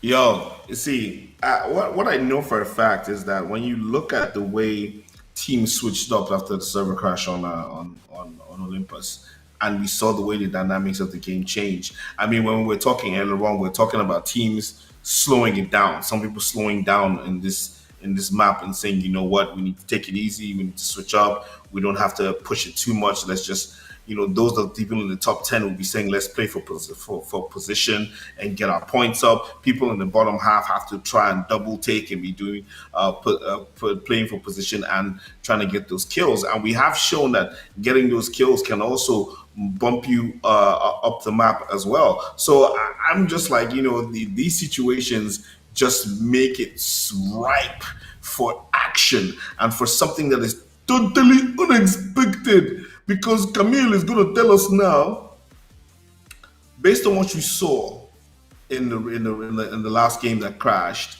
and in this reset now, who do you think is gonna be like, okay, that didn't work, I gotta switch it up again and try something different? I think, of course, blind peekers and lag are going to be counting their blessings because they really are given a second chance here. But I think the lesson should be learned, and I'm so sorry, team, that I'm forgetting your name now, but the team that eliminated blind peekers, the fact that they picked up Caustic, if you want to be one of those teams that are going to play a bit of a slower pace, want to play more defensively, this doesn't count for Punks and stuff at all, because they just divide, want to fight the whole time. But think of picking up that Caustic, because we saw how you can defend buildings, you can stave off the aggression from teams like Blind Peakers, and the majority of teams in this lobby want to be attacking the whole time. So I think a lot of teams can keep that in mind in terms of if they want to hold position, if they want to play zone a bit better. I would like to see maybe that change up in composition. But for the most part, like I said, there's going to be good games, right? I know it's going to be a good game, and the players are already inside the plane, the overcraft, the jets, and they're about to fly into Kings Canyon, which is why I'm about to fly out of this conversation and leave the viewers and people watching the Apex Legends African Throwdown, brought to you by Nodwin Gaming, in the capable hands of Camille and Tendo. You guys, take it away. Back into our third game here. Tendo, this is our third game, but here's the third game back on King Gadget once again. What do you think? You think, again, we're going to see a similar play style, or things are going to be changed around? Because I think at this point, everybody got to be warmed up on this map, right? It should be very comfortable situation. I think teams like maybe Lag and Blind Peakers are going to be thinking about what they're going to do a bit more than other teams who are more successful. But even so, a team like Innovated Crimson have a very good run-up in this third map in the last rendition of this game.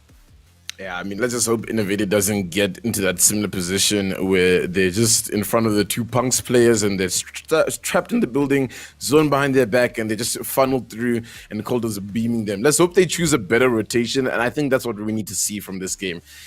Fights are good at the end of the day. I mean, that's what we come here to watch. We want to see the fights, but obviously we can't, look past the rotations and how people are rotating. And I just think if you look at some of the rotations the teams were caught out on, they just need to change things up. Let's not see Blind Peakers in that situation where they have to fight the caustic in a building where there's almost no hope. Two players are down, Scare's just trying to do as much as he can, and he really did do as much as he can. I feel like he knocked the same person 3 times in that fight, which is just unfortunate when stuff like that happens. It's like getting a tap res with a lifeline and you're just seeing it in front of your eyes happen and there's nothing you can do about it, and you just need to put yourself in a position where you can do something about that kind of situation.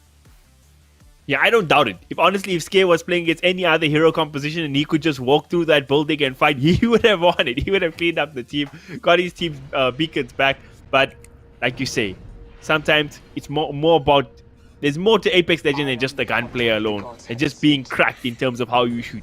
You got to take your fights tactically. That's the great thing about this game. There's additions of, abilities. There's rotations. There's the zone. There's a lot to Apex Legends. It's a complex and fun game. And talking about a complex and fun game, we're going to see drops. Most teams playing here on the west side of the map, but we see a lot of teams making their way to the other side as well. Yeah, and I think we're seeing similar drop spots for these teams. We see Royal dropping at the Gauntlet, is where they've been the whole game, and then we see Factors there at Airbase. And those two teams might get themselves into a little bit of a fight. Speaking of fights, here's a fight starting things off here. DNMK, obviously in this fight, they're going to break down this door. They're going to confirm this kill.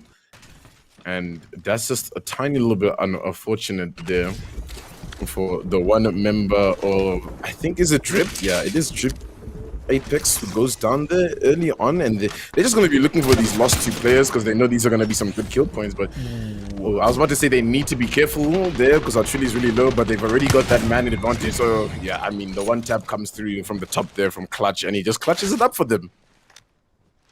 Great start for DNMK. They were having a good start on this third map regardless, but they're going to get started off with so many early kills. A whole team wiped there.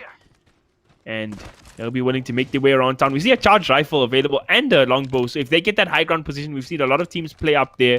Here on Kings Canyon, above Crash Site. I'm not sure what the other high ground is called. They're close to the middle of the map, Tendo. The Watchtower, I think is what you're talking about? Yes, that's the one. That's the one. With those 2 rifles, you can do some serious damage. But we're still pretty early in the game. Darkest Night forced into a fight here. We're going to go up with the Horizon, and the Revenant ulti's already been popped. We're going to try to take the fight. Let's see if it's a successful one for them. See, one member of their team already down, so it's going to be a 2-on-3 fight here. Is it Punks yet again? Yes, it is. Punks, this is their bread and butter. They love fighting, and they're going to be so good. They're so good at it. They're just taking on players left, right, and center. And Darkest Night, it's definitely a dark night for them today because this has been so rough for them. They just not being able to capitalize on their team fights pretty much, and it just seems very uncoordinated from them. Unlike the duo here, who've been very coordinated, and I'm very impressed with how Tremble and Calder have been playing. They're playing it exactly how they should as a duo. They're not afraid of taking fights because they know they can win their gunfights because they got that gun skill. But let's shy away from their successful moment as we have to tune into Innovative Crimson, who had success in the last game, but it's not looking too good now, as Blind Peakers is on their tails, and one goes down, Rise goes down to Scare. Now the rest of the team is going to try to pull in for this fight. They're trying to run away though, Innovated, and maybe they'll just be able to get away as the duo team.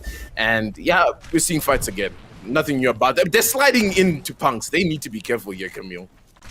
Uh-oh, they better hope Punks left the area and went to newer and fresher pastures, because they're running to that duo. You know it ain't going to be pretty for them. They were backs against the wall when there were 3 players against them. This time around, it's going to be even harder. And Punks, man, I just love the way they play Apex Legends. They're so coordinated, the 2 players. Maybe that's why they're not 3 guys here today, because they just wanted to give the rest of the lobby a chance, it seems like. And we see Royal Esports bringing down a Fractus Gaming member there as well. Yeah, and it's one of those things that you just expect when... Oh no, Kaiju's just getting absolutely beamed by Aquatic, and that's just, I mean, raps for them at this point, Innovated. They're just gonna get run down here by blind peekers, and they just probably just have to pray for whatever they can here. And luckily there is that portal. So if they can, that one player can get through the portal, might be able to recover the banners of 1 or 2 of the teammates. I'm not too sure if it'll work out too well for them. But yeah, man, I mean, Blind Peak is now performing so much better than the game just before that. Wait, what is happening here? Oh, Punks has heard this fight, and they're going back for this kill. So Punks actually kind of needs to be careful though, because if Blind Peakers have heard that fight on the opposite side, they might just run straight through, and they shouldn't be caught sleeping in this situation. But it looks like they're doing well here to make the rotate. And look, they're doing really good by taking a fight, winning a fight, and fighting, leaving, getting out of that area quick. And they got the 2 best heroes to do that, right? You got Horizon with a great vertical escape, and you got Wraith who just presses Q, and she's okay, you know? The way they combo up, I'm loving what I'm seeing here from Punks Gaming. They're looking like they're holding a interesting position here, so maybe if a team tries to rotate, they'll be willing to take that fight, even if it's blind, because they're talking about taking a fight. They're going to find 1 member. Didn't get the drop there immediately, but a lot of damage came out there. Maybe Tremble can pick up where his teammate left off. Players on top of the building. Does he know? He's going to walk through here. Gonna make the way up the stairs, peeking there. Are they gonna find this player? Sonar is there. Oh, he gets attacked, but look at this. Oh man, he goes down. Leaf wins that fight. I'm actually kind of surprised. It looked like a lot of damage. And now Cold, he's in trouble as well. Punks Gaming might have just taken a fight. They cannot win this time round. Yeah, it looks like that fight's a little bit too much for them to chew up, but just not yet. They're not out quite yet. But now Elite are in a tough situation here because they're out in the open. Luckily, they did have that red totem to work from.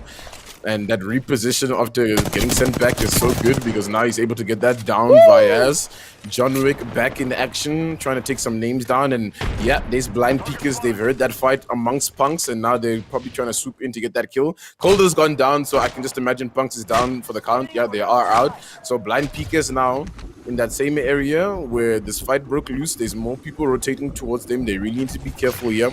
But they've got good control of swamps right now, so they shouldn't be too worried. And there shouldn't be too many more teams in this area making this rotate unless they've heard most of these fights. But for now, they're just going to stabilize and try to get their bearings on what to do next. Blind Peekers having a very good game this time around. Not under too much pressure. Got a couple of kills. And have a lot of time to still make inroads in this game. Let's hope their rotations are a bit better on point. I feel like that is maybe one of the weaker aspects of Blind Peekers. They're very good at the fighting, but sometimes get a bit too caught up in it instead of, moving where they need to be. Talking about team lag, they went out early in the first rendition of this, but it looks like they're putting Elite Gaming under pressure. We see them dropping margin there. Let's see if they can clean out this fight. Excellent tracking through the air. Savvy brings down Vias. John Wick in trouble. Oh no, not gonna be. It looks like there can be a sequel to this movie, Tendo. Yeah, and it's just Jazz now who's left as the Bloodhound player, just trying to survive for as long as he can. He needs to pop a bat and get some HP back here, but the door's already going to get kicked down by Nine, not giving him any room to breathe as the pinch comes in from the other direction as well. And yo, man, this time it's Elite that goes down early, and that's what happens. But if I got a glimpse of the map, yeah, the NMK's in that area as well. So now Lag need to be careful to not go down to the NMK's hands for a third time in one of these games. And they just need to try calm things down because they are going to be fighting towards that choke point if they do end up getting into this fight.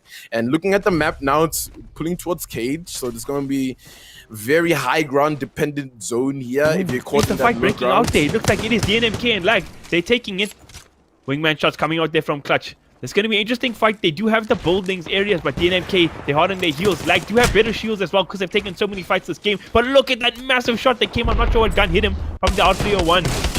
Gonna have to heal up. Outry jumping in. He's gonna get the shot off. He's very low. The door is gonna save him there actually. Looked like he was losing that engagement. Savvy's gonna get brought down, and DNMK just too clutch in this situation. Just one member left, and surely he's about to go down on that HP. Even Vyaz couldn't clutch out through there. Yeah, and sometimes it just feels like DNMK knows where to rotate to get like these third-party fights. I don't even know. And I mean, that's just the experience coming from the team and learning the maps and how teams are most likely to rotate. Because, yeah, I mean, look, there's so many RNG factors in Apex and Battle Royale as a category in general, but there is a level of predictability. I mean, you play a game like CSGO, right? You know there's certain angles that people are going to be peeking from, right? It's the same in a game like this where you know certain teams will be making these kind of rotations. There'll be fights in these certain areas. And DNMK is so good at just understanding where teams will be rotating on the map. But blind peekers now, making a good play to get some high ground here. And it just looks like they're trying to finish off this poor, lonely Bloodhound player of JJ who goes down. And that was just a little bit rude from them jumping on top of him like that. Oh, it was indeed. They've been getting a lot of kills so far. It's been a fairly decent game for them. They'll put down on resources there on Scare. He's going to have to heal up, but it should be okay. I don't think there's any other teams in the area looking to contest them. They're sitting quite pretty this game. But the NMK have to be the top dog so far in the lobby. They've been dominating, and like you say, that game sense, right? And that's the thing, even in Fortnite, before I started following the game, especially in the local scene in South Africa, you think there's so many different RNG factors, but you tune into a Fortnite lobby, Neymar from Bravado Gaming is winning almost every single one of them, you know? These guys have a knack, they have the skill to do this kind of catch out these wins all the time. And now, the NMK looking to take a fight. Royal looks to be in trouble. JT taking so much damage. Sorry, RNV, NJ. Going to be the team getting caught there. Yeah, and it's just meeting your worst nightmare pretty much for this team at this point, because Clutch just jumps in and he's just going crazy on this entire team. Clutch single-handedly takes out that entire team by himself. Just jumps on in as an Octane, and there's just nothing they can do about that because they're just not ready for his gun skill, and that's just what Clutch brings onto the table. I hate to be that guy to say he's just got that Clutch ability on him. Well, I don't think anybody's going to doubt you there after we've seen what we've seen in these past 3 games. And DNMK definitely feeling it right now. We do see the side of Blind Peakers have a decent position here on the edge of the zone. Up here in the high ground, they might be able to find some teams rotating. Get some easy picks. And what team is this? Yogi's actually making it to the top 10 this time around. So they should allot a decent amount of points here to keep them in contention to qualify for the final spots in the grand finals next weekend. Yeah, and it's getting to that point where it's getting stressful for those teams that have been knocked out and are spectating this game, not knowing how well these other teams are going to do, right? Because it's also not about how you do sometimes, it's about how other teams do, right? And it's those teams that you don't expect to popping up and pushing you down the leaderboard, you know what I mean? Mafisi is in a tough position. They have to rotate in from the zone. They're gonna try to give a lot of cover fire here, and they're doing well so far. Yogis, though, isn't doing too well to hold them out, and they're just gonna be on opposite ends here of this wall. And this fight does look like it's gonna happen, though. They look like they want to commit to this fight here, Mafisi, but it's just because they're in such a tough position, they have to. Yogis is snuffing down one player here as a dope yogurt pulls up, and I mean, that's a dope name, I guess, you know, dope yogurt. I never expect that kind of name. One of their players drop. It's unfortunate, but it is a great name, especially when it's paired up with the team name Yogis. And looks like the Bloodhound player went down. Blind Peakers still in a very comfortable position. Let's see if Mafisi managed to get their way out of this. They still have fighting here on the edge of the zone. They're trying taking all the zone damage. It's not going to be an easy fight for them. They do get the raise off, so it is going to be a 3-on-3. But in such a rough position, I wouldn't be surprised to see Yogis push them here. Looks like they're going to make a long rotate. Are they going to get away with it? Blind Peakers taking the inner fight here. Not sure with which team.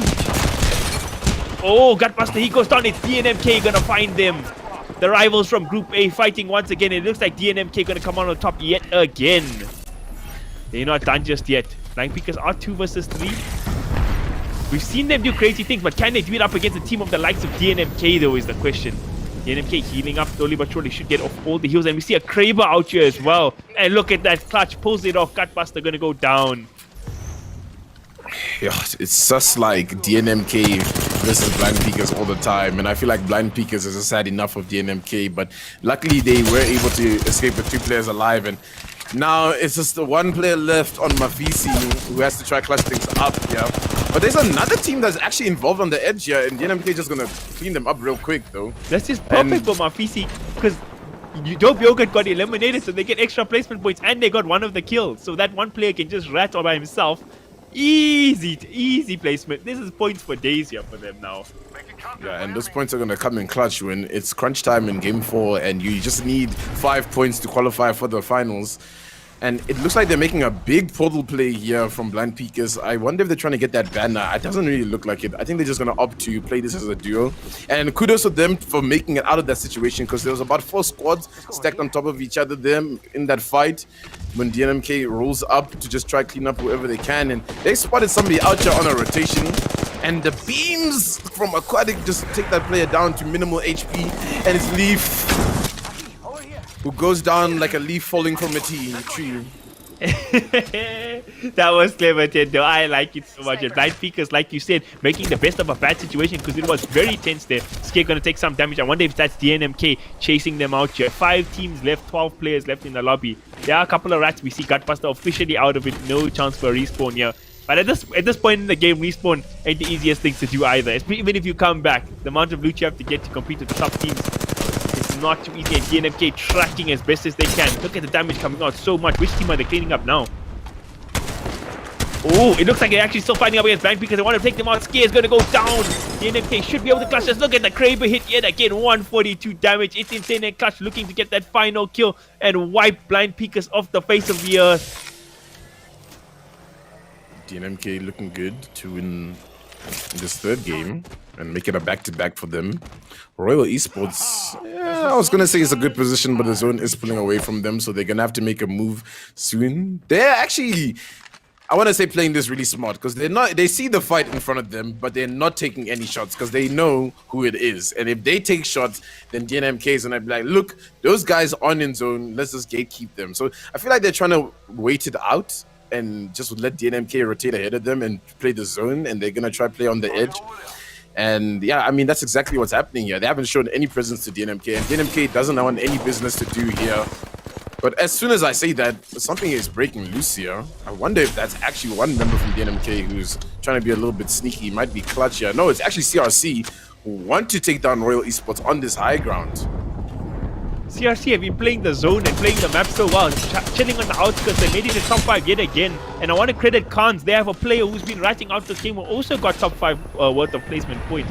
So a lot of rats in this lobby. It's going to come down to Royal Esports. And as I say that, CRC putting people to work here. But DNMK hot on their heels. It's going to be Royal Esports and DNMK at the end of the day. But it looks like the fight's actually going to break out here, Tendo. DNMK are in the area. We might not even get to the last zone. It might just go crazy just here, right now. Yeah, and that's what I'm thinking as well, because now look, Artillery pulls up and takes down the 1 player. So now it's, I think, yeah, three people up here of Royal Esports. DNMK, but Royal Esports gonna play the zone here. Good from them. Yeah, they're getting to escape away from DNMK, buying themselves some more time. At this point, I feel like if you're Royal, you know that your gunfights against DNMK, it's a little bit sketchy, but you can definitely get the 2nd place. But they need to be careful because, like, it's just going crazy here. They're shooting from so far away, and DNMK is just hitting all those shots because Atrili here is just pivoting with this R301, and he's hunting this down. DNMK want to end this game right now and play this final game on Olympus. And it's looking like it. I thought it was a good rotate there from Royal Esports, but DNMK scouted out and they're putting on the pressure. CRC also in trouble here. Looks like DNMK about to clean them up. They're in the zone. They're going to get found. It's just going to be 2 teams left, so Royal Esports can count themselves lucky that DNMK get distracted for the moment. At the end of the day, this is not going to be a fight that's going to be easy for them to take. These are the favorites in the lobby, and they're showing us why right now. DNMK absolutely styling on terror in the hearts of eyes of the men. Now, they're going for it. Look at this damage coming out of the Spitfire. Esports getting a chance to heal up slowly but surely. They're putting on a decent amount of damage themselves. So they're holding their ground for now, it seems. But as I say that, 2 members go down. DNMK, they're smelling blood. Can they end this off right now? It's looking to be the case. Shot just off the mark, but eventually Clutch gonna go in and they gonna win it out. DNMK with another victory. It's been back-to-back, Dendo. Back to back for DNMK. They fell short on the first map on Kings Canyon, but now they show you exactly why they're one of the best teams on the African continent by clutching up that win. And I mean, look, in the words of Dr. Sid, that was a masterclass, honestly. I mean, they played every fight so well.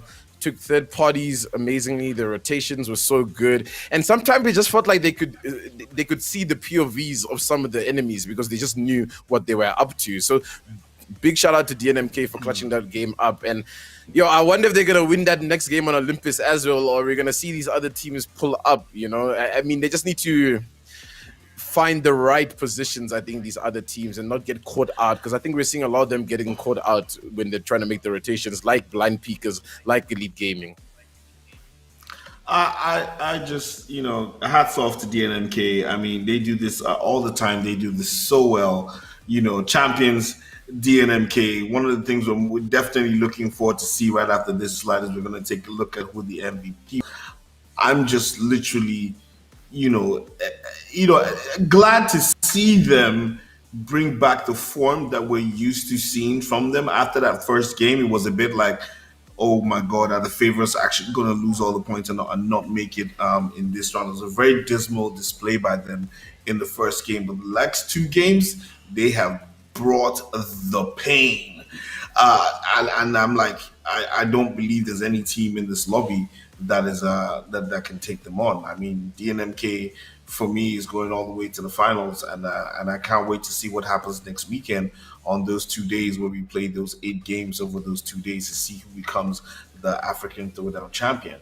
But the MVP, wow, look at that, Tenshi XO with 8 kills, 2,131 damage. That just shows how much energy and how much focus and accuracy he was putting in with those shots. But I do have to mention something quickly before we take a break and step out.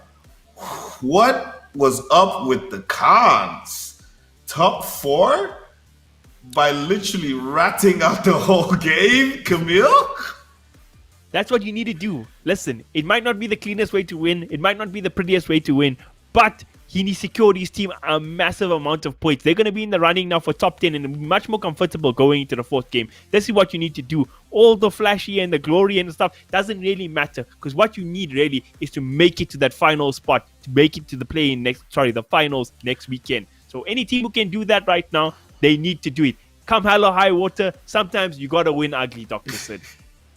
And just even talking about this, we have to give a big shout out to CRC. They've been putting on a showing and getting some very good positions in the last few games. And I think we'll be super excited to see what the standings look like when we come back after this very short break before we go into the final match for the semifinals one. It is still the Apex Legends African Throwdown, brought to you by none other than Nodwin Gaming.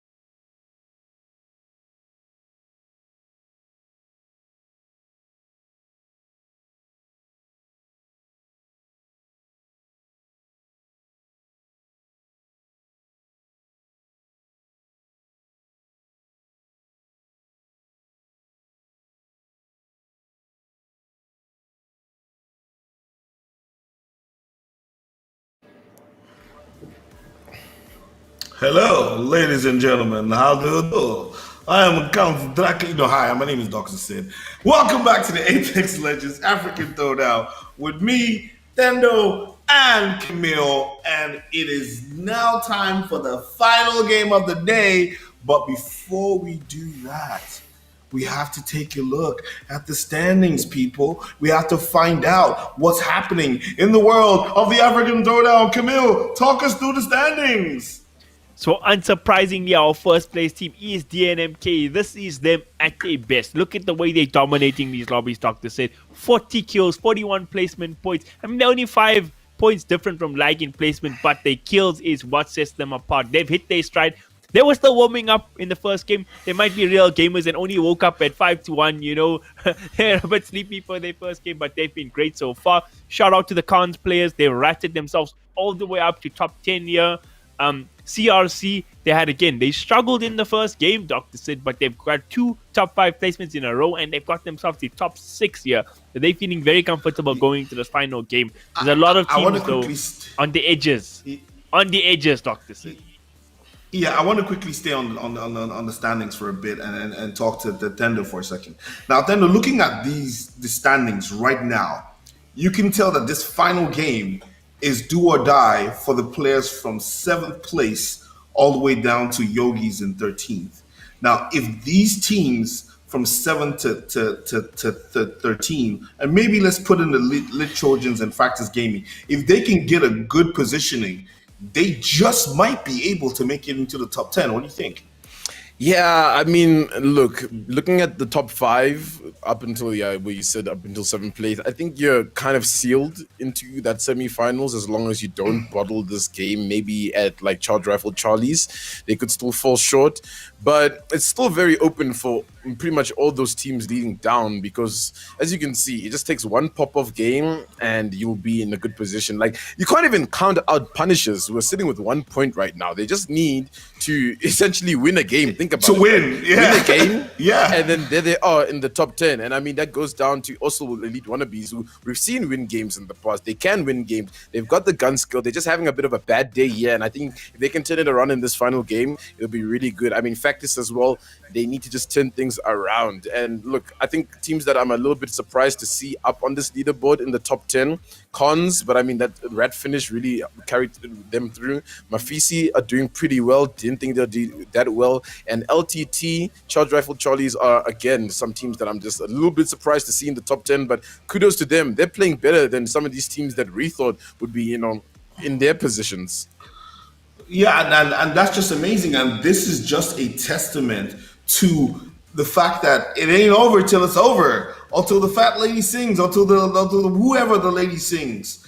Because it is the Apex Legends African Throwdown, and we are bringing you the best, the very best of Apex Legends action coming from the African continent. And this is brought to you by none other than Nodwing Gaming. Make sure you follow us, Nodwing Gaming, on all our social media handles. It is going to be lit. I'm super excited about this next game. We're going back to Olympus, which is a tight map, a lot of open spaces. I mean, I'm going to go back to Tendo on this. What do you think? Like, if you could choose the map for the final match of the day, looking at the standings right now, would you play on Olympus or Kings Canyon? Yo, that's so tough, honestly. I'd say I want to go to Olympus, right? And I'm only saying this because I think if the zone is pulling to the right area, there's a lot more room for teams to work with on Olympus than compared to Kings Canyon. I mean, if you look at that previous fight when the zone pulled in, it's just like an open valley, pretty much, man, with like hardly any cover to work with. So it can be really difficult. So yeah, I think they're lucky that their final game is on Olympus. I think you can work around being on Olympus. You can really buy as much time as you can, but like you can't be unaware of what's happening in your surroundings, obviously, at the end of the day, because teams might still push up on you and might, just try and ruin your day. And I think this is that final game where you said do or die, Dr. Sid, and it's really do or die at this moment. Like if you're sitting needing those points, you gotta get those points. Now, I want to ask you a question, Camille. If you are a top 5 right now, Do you play aggressive and go for kills, or just secure your spot with a heavy positional play? I think if you're in the top five, you more or less guaranteed qualification. That's how it seems. I mean, it's very hard to fall out of the top 10 if you're in that position right now. But I feel like if you're in the top five, you want to reign tyranny on this lobby. Like, there's a lot to prove for some of these teams in the top five. Think of Elite Gaming, for example, sitting at fourth or fifth place. I'm not 100% sure. I mean, you coming in as one of the favorites in this lobby. You haven't managed to clutch out a win yet. You went out early in the last game.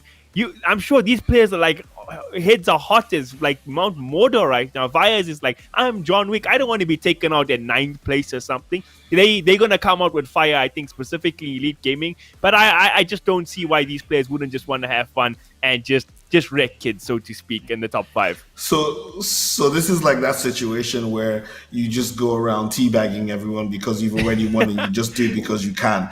I think, it's just right now for the guys on top. Personally, for me, it's either about playing safe, securing your position, making sure nothing happens, or just going right flat out dominating and just letting everybody know that we are the hardest, we're the top people, and there's no way of catching us. And also sending out a message to the other teams in the different lobbies who are going to be playing in the semifinals tomorrow to know that if you make it to the finals, you've got to deal with us. And on that note, I'm going to hand over to you guys to take us through the step-by-step, blow-by-blow, do or die, go hard or go home battle that needs to happen in this final game in the semifinals one in the Apex Legends African Throwdown, brought to you by Nordwind Gaming. Take it away, Camille and Tendo. Thank you very much, Dr. Sid. This is our final game, the last chance for teams here in Group A of the semifinals, or semifinal one rather, to qualify. I want to see the bravest, craziest, maddest Apex Legends that we've ever seen from these teams, Tendo. Yeah, I'm also ready for a show because that's exactly what we've been given today. I mean, we haven't had a moment to breathe, honestly. There's been action back to back to back. And I'd like to be that person that says, yeah, today's going to be a slow game, considering like it's the final game and these teams really need those placement points. But odds are you're still going to have teams running around trying to get as many kills as they can, obviously knowing that's a very crucial metric in this lobby. So I'm just curious to see, yeah, you mentioned Elite Gaming, man. Like, they've just been kind of in between today. I wouldn't call them being on the back foot and or on the front foot. They're just like lukewarm water right now where we know they're really, really good. We just need to see them in a good position to play from. 100%, because obviously that first game they played, they had a really good game. They got their top two finish. They made that great rotation on DNMK. They were phenomenal there, but in the second and third game, we see them getting rotated on twice. I mean, second game was very unlucky the way DNMK played them. They got their good payback. The third game, I think Lag Esports took them out. So that's like 2 times in a row that Lag got the better of them. So I really feel like they got a chip on their shoulder for this game. I think the sad thing for the lower teams, not in the top 10, trying to secure their points to get to the finals, is that all the top teams in the top 5, they have nothing to fear. They have no pressure on them. They can just play free Apex Legends, and free Apex, fun Apex usually means going around and just slaying kids. Yeah, but I mean, you're not quite safe in that top 10 just yet, because I mean, look, as much... Sorry, in the top 5 I meant, in the top 5 teams. Oh, yeah. In the top 5, of course, you are pretty safe. But like in the top 10 right now, I mean, you're not that safe considering any of those bottom teams can just pop off. I mean, if Elite Wannabes wins this game right now, it's really going to shake up the tables, for example. Or if Actives Gaming perhaps wins this game, it's really going to shake up the tables. But now tuning into Blind Peakers, who, I mean, look, they've had a good day, I'd say. They've had a good day. It's been up and down for them as well. I'll also go and call them lukewarm a little bit. And yeah, I mean, look, I think Cons has just been playing with a solo the whole day, isn't it, right, Camille? Like, and he's in the top 10 by himself. Just ratting things out, trying his best. That's just absolutely insane. So it'll be amazing if somehow Adam Man manages to qualify for the next round, all right? And his team pulls in for that finals weekend, and somehow they do something crazy and come third place, right? It'll be a story to tell for, the coming ages. for a very, very long time. LTT Trojans also been playing two-man to this in the semi-finals day. Very unfortunate for them, but all these guys, I mean, Khans, Trojans, who's I think at 11th place now, and of course Punks, they've all been down a man or down two man in some case, and they've been playing access some of the best Apex in the lobbies. So congrats to them for putting on a show. Drip Apex, unfortunately for them, in the initial portion of the third game before the server crash, were having a very good game in a good position. Then they got wiped out, so these points are not 100% secured. Let's hope they can relive the glory here in the fourth and final game to secure that top spot qualification. And Royal Esports actually caught in a sticky situation from the get-go. One of our top teams in the lobby under immense pressure here. Is Drip Apex going to manage to clean them out, though, is the question.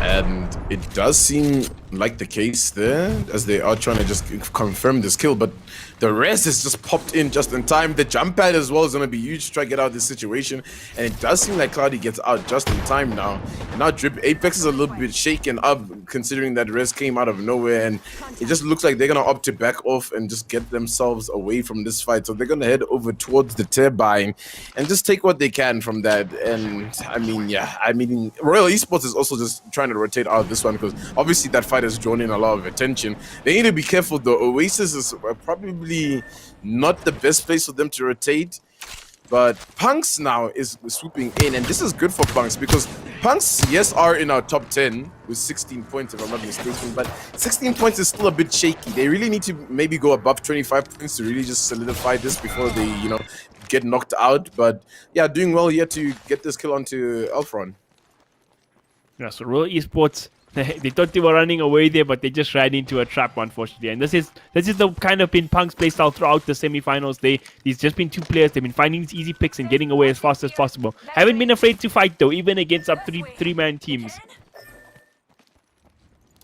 Yeah, and it's just, you know, confidence in yourself and confidence in your teammate, that regardless of who's in front of us, you have to be able to beat them down, you know.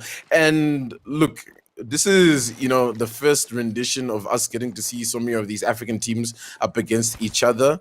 And over time, when, you know, we get some more action amongst ourselves, we're going to start to see a lot more confidence from these players. Like, they're going to see DMK in front of them and be like, look, we can take them down. And you have to have that confidence, because if you look in comparison to like Europe or North America, where you're in that finals and you're going up against the likes of like TSM and NRG and all these big dogs, you have to back your gun skill regardless of who your opponent is in front of you. But now a team that does back their gun skill, being that of Elite Gaming, trying to get involved in this fight, doing a bit of a rev play here, but Majin's gonna be sent back.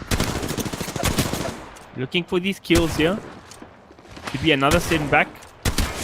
Innovated Crimson. Did he get a knock there? Oh, he sent the rev sent them back, but now, the trouble is still here. Elite Gaming, they did enough damage to clean up all these kills, it seems. Innovative Crimson are going to be in big trouble here. Ooh, the tracking was good. Oh, they did get it down. They did get it down. Okay, easy money for them. Let's hope they don't get third party on. They're in a bit of a secluded place here in this building. Yeah, it's all good. It's all good. And this is what we wanted to see from them, right, Tendo? We said they had their good first game performance, but they haven't really seen them play it up to their own standards just yet. And now, looking like they want to make a big showing here in this fourth and final game. Yeah, definitely. They're making a very big showing here. And now we tune into Mafisi, who are on the edge of the zone, just making a bit of a rotate outside Elysium, just in front of Estates.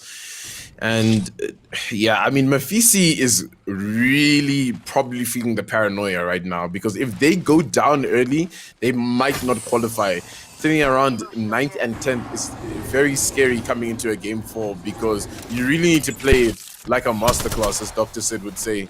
And DNMK now, we get a glimpse of what they've been up to, and it looks like they've caught themselves in a bit of a fight here. The decoy goes through, doesn't get coming out from Tenchi. Those master shots, they just rolled through the entire team. We didn't even get a chance to, you know, give them a little bit of a boost there, a bit of commentary.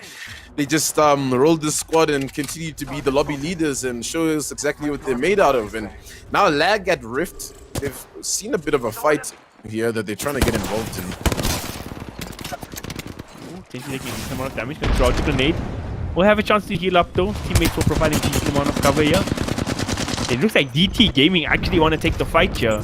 Lots of confidence from them. You love to see that. The rev bounty up. Let's see what damage they can do to DNMK. Decent shots coming out from Clutch, as expected.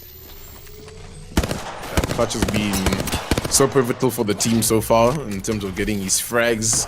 And I don't know, it's a bit of an argument for me to say. We can talk about this as they roll up onto DT. Who's the better player mechanically, in this squad right now? Is it Clutch or Tenchi? But now it seems like Artrilli goes down from behind, the IGL of the team. I wonder if that's a third party or if one of the DT members managed to knock him down. Does seem like it was one of the DT members, so they'll be able to calm things down. But yeah, man, I mean, Artrilli is insane. Don't take that off the table. He lasers everybody, but being the IGL is always that thing where most people know that you're probably not the best player on the team, right? You're just there to give guidance to the squad. So it's really up to Clutch and Tenchi, who are those fraggers of the team. And who do you think it is for you, Clutch or Tenchi? Yo, right it's now? so hard. It's so hard. I think it's Tenchi. Clutch is probably the more aggressive run at you guy, but Tenchi, he seems so composed. He always seems reliable, especially in those clutch moments. Just all-round team play. I'll give it to Tenchi. But then again, I'm no expert in Apex. Don't be upset with me, Clutch. It is what it is. But Yoki's now in a bit of a battle. And looks like I also just quickly saw elite wannabes go down, Camille. So it's a bit unfortunate for them, or at least one member went down. I saw EXO's name in the kill field going down to Lag. And I see Lag got third-partied after that because I saw Gutbuster and the Peaky Blinder boys taking them out. Although Scare, he dropped. Hopefully they get the res off here. Oh. Please no. Stream. Alright, we're fine. We're hoping we're going to be fine. No, we're not fine. Alright. We're not fine. But it's okay to not be fine sometimes because you can just bounce back and be better. You know what I mean? And that's exactly what's going to happen. Yes, we're gonna have to replay that game. I figured out the curse. Every single time Lag gets eliminated, right, the lobby crashes. So the big brain play teams is we do not kill Lag. They DDoSing us. I'm launching an investigation. I'm teasing. But very unfortunate. But not for Lag. They're ready to go. A lot of teams get a second chance here. There was a few teams, even on the lower end, who we were hoping to see rise up, but they got taken out early, Dr. Sid. So second chances once again. Yo, it's been a day of second chances, and I think it has, and we've seen some people come out and take advantage of these technicalities, and it's important. Like I said earlier on, this is life. This is what happens, and you have to be ready. You have to, as much as hand-eye coordination. Call outs are important in gaming. There's a very, very, very strong mental aspect that is extremely important in making sure that you can keep your mind on that competitive level throughout, regardless of all the mishaps, and be ready to reset with your game plans when stuff like this goes wrong. So Thendo, Camille, we'll be right back after a short break for a replay of our final game 4 at the Apex Legends African Throwdown, brought to you by Nordwind Gaming. Don't go anywhere.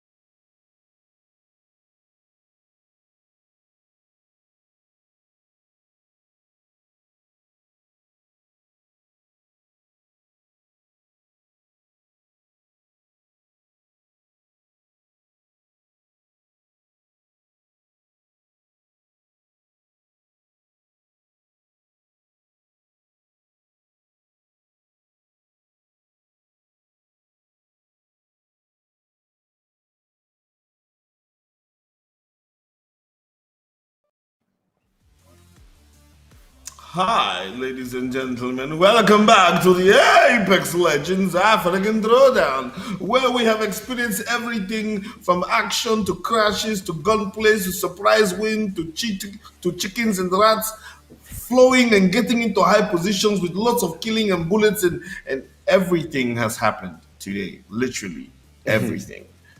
But it's not over because we have a reset game to play. The final game of the day. The action was so hot. Like I said, in Africa, the sun burns from the Sahara to the south, and we had a crash. But we are back once again. Myself, Dr. Sid, and Dendo, and it is weird. And Camille, and we are here to show you guys that you can get it if you really want, and we want a final game. So, ladies and gentlemen, we are going back to King's Canyon. Sorry, Olympus, because Olympus is where we were at. Sorry. Well, going back to Olympus. Yes, look. You see, I'm a very convincing kind of guy. I'm sure the players waiting in the lobby be like, Olympus, no, King's Canyon. Yeah, but and what's gonna happen? You know, like we always say in these replays and resets, we have so much rearranging and people being like, oh, that didn't work in this new reset lobby. Yeah, I mean, people have felt the pace now, at least, of what that final game is going to feel like. So they're probably going to try adjust to how that pacing was, because I'm sure a lot of teams were probably trying to predict how everybody was going to play. And yeah, I mean, clearly aggressive as always. So I want to see a couple of teams shy away from taking fights, actually, and rather just play rotation and try to play that end game, because we always just tune into like blind peekers or EGSA, just going crazy on a team in front of them. And that's all great and, you know, well said. But when there's teams looming above you, ready to third party at any opportunity they can, it's sometimes better to just take the mid to late game fights than these early rotation fights, I think. And I think that's the problem right now for a lot of these teams. That's very, very interesting. Now, Camille, I want to take your take very quickly before I just sign out. What do you think is going to happen in this match? I just want to make a shout out to the players in the lobby, Dr. Sid, because they're showing a high level of resilience here. It's not under easy conditions. You know, you get into a game, you try focus, and then there's crashes. You have to readjust your whole strategy. You have to reset your mind. There's the frustration, tension is high in this final game, but they're keeping their composure. They're ready to play. So really shout out to them. This is tough conditions, and they're really performing throughout this. So yeah, hoping to see similar to what Tendo says. Oh, sorry, go for it, Dr. Sid. No, go ahead, bro. Similar to what what Tendo was saying is that, yes, it's all well and fine to play high-paced Apex, to be aggressive and stuff, but everybody's on the watch out for that. There's a lot of third parties and things we've been seeing in these lobbies, so maybe take it down a notch, but wait that a little bit extra, be a bit more patient, and you can be the team than third partying when the hot-headed teams are jumping in there for the fights. And you are right. I really want to give a big shout out to players, I think, and also the team that's working on this entire project in the back end. It's not easy to put something like this together, and especially to the players, it takes a lot of mental fortitude to get yourself ready to battle out on I was going to say Mount Olympus, but Map Olympus in the Apex Legends African Throwdown. And I have to give a big shout out to the teams. Everyone has been so professional and ready to get back at it and get the points that they need. And that's a big shout out to the teams and a commendation to show how professional our teams are here on the African continent. So without further ado, I myself, Dr. Sid, I'm going to step back and leave it to the most amazing esports casters on the African continent and indeed the world. Ladies and gentlemen, it is Tendo and Camille taking you on the final match of the Apex Legends African Throwdown. This is the remix. Pretty much we playing a mixtape at this point with how many times we had to replay these lobbies. But yeah, you got to commend the players for keeping their mental. And look, it's been a long day. We've been here, all of us, and that doesn't take away from the fact you still have to be able to perform and show that professionalism and get ready for these fights, because we know fights are about to break loose, Camille. And yeah, I mean, who did we see go out early in those games? I mean, elite wannabes just seem to be always in the wrong side, man. Like every time we catch them, it's either they're rotating to try get into a fight, and by the time we tune back into them, they've already been wiped, and then we just catch a glimpse in the kill feed and they're gone. Yeah, they have seemed to have 3 very rough lobbies so far, with the same situation happening over and over again. So maybe, just maybe, the 165th time we're on here will be that job for them. Your line about the remixes, Tendo, we probably have more remixes now than Lil Nas's Old Town Road, man. Lol, that is a very good reference, actually, honestly, because I mean that song has so many remixes at this point. But yeah, man, I mean, we gotta see these teams pop up and bring it back. I mean, I want to see some action from Factus, because I just also think Factus is just not showing up today, and the team is really good on that side. I mean, GZ, JJ, the likes, they've just had a bad day, and I think, and this might be their second chance to come back and make this, a good game for them. I mean, Punks as well, I think, based on what I saw in that final game just now that we have to replay now, is they're a little bit aggressive, which isn't bad for obviously being the duo, but I think they might be chewing up a bit too much for this final game to be this aggressive. I think if Punks really just plays good rotations, good third parties, they might be able to just I don't want to say win the game, because it's going to be really difficult, but maybe see them in a top 5 this time.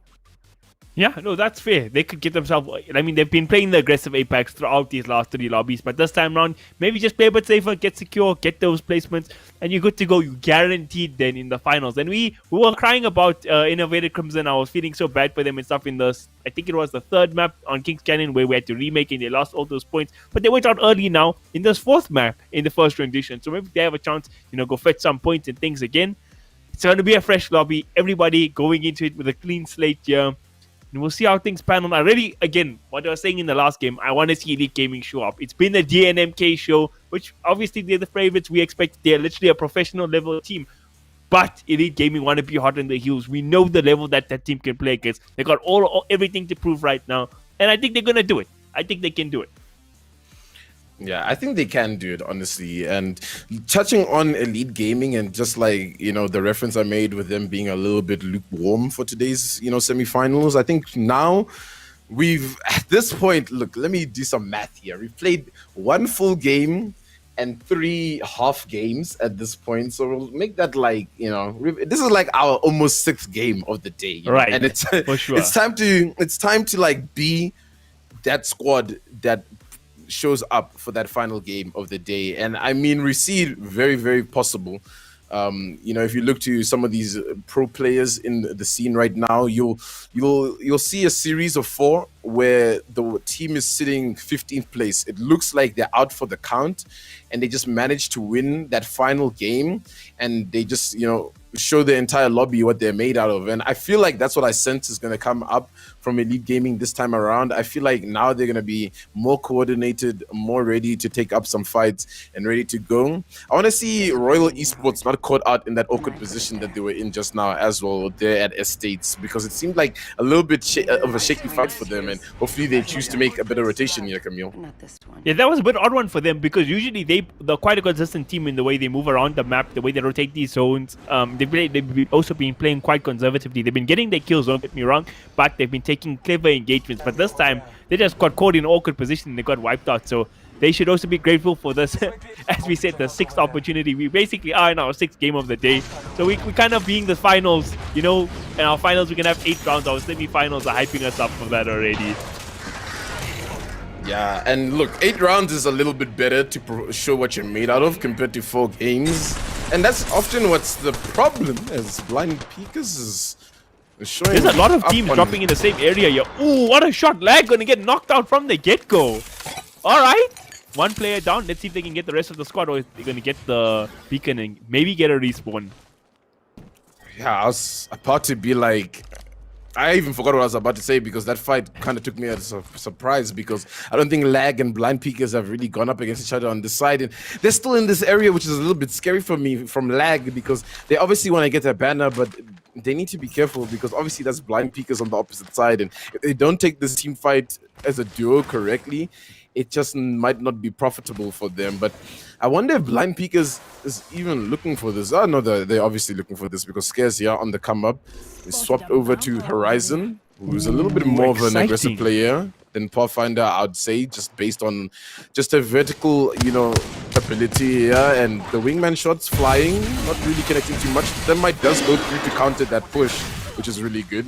Scare doing good there to wait to get that armor swap so that he's fresh up, ready to take this fight. Wingman shots going crazy, yeah. So they're in a big HP advantage here on the side of Blind Peakers, and Days Nye going down to Gutbuster now, and it's just Savvy has to clutch things up. This is so bad to see, so terrible to see. Second place team going up against a third place here off the beginning now.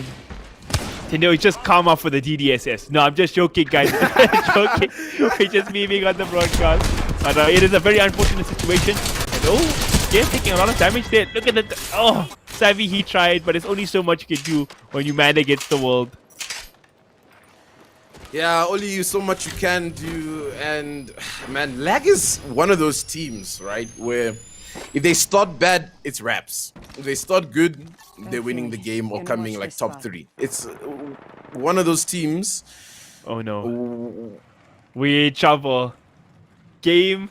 Okay, I mean, this game just started. Not the worst thing ever. We get it. We've been here before. We've seen it before. We're immune to the disconnects and the server crashes. Yeah, well, you know what? It is what it is, man. Some days are tough. Tough times never last. Only tough servers do. So we're just gonna have to move on. I mean, at this point, you can't even script some of this stuff. But hey, I mean, look, we're gonna have to just bounce back and come back and get ready to get this next game going. Yeah, we'll be there. We'll be there, just building up the anticipation stream, for that final game. We're really hyping it up out here, and I'm sure it'll live up to expectations. Oh, you know what happened? They didn't listen to our advice, Tendo. Lag got eliminated early. You see. You called it. You are like, if you eliminate, that's what I'm saying. Like, if Lag doesn't die off spawn, they're winning the game, or they come in second place. And look, that's exactly what happens. They're dying. So shame on you, Blind Peakers. Okay, why are you going for Lag, bro? Please I remember when we had our first crash, and I said that basically, if you were playing video games in Nigeria, you were playing against a friend, and you were beating him, he'd have some guy at the meter to go shut off the to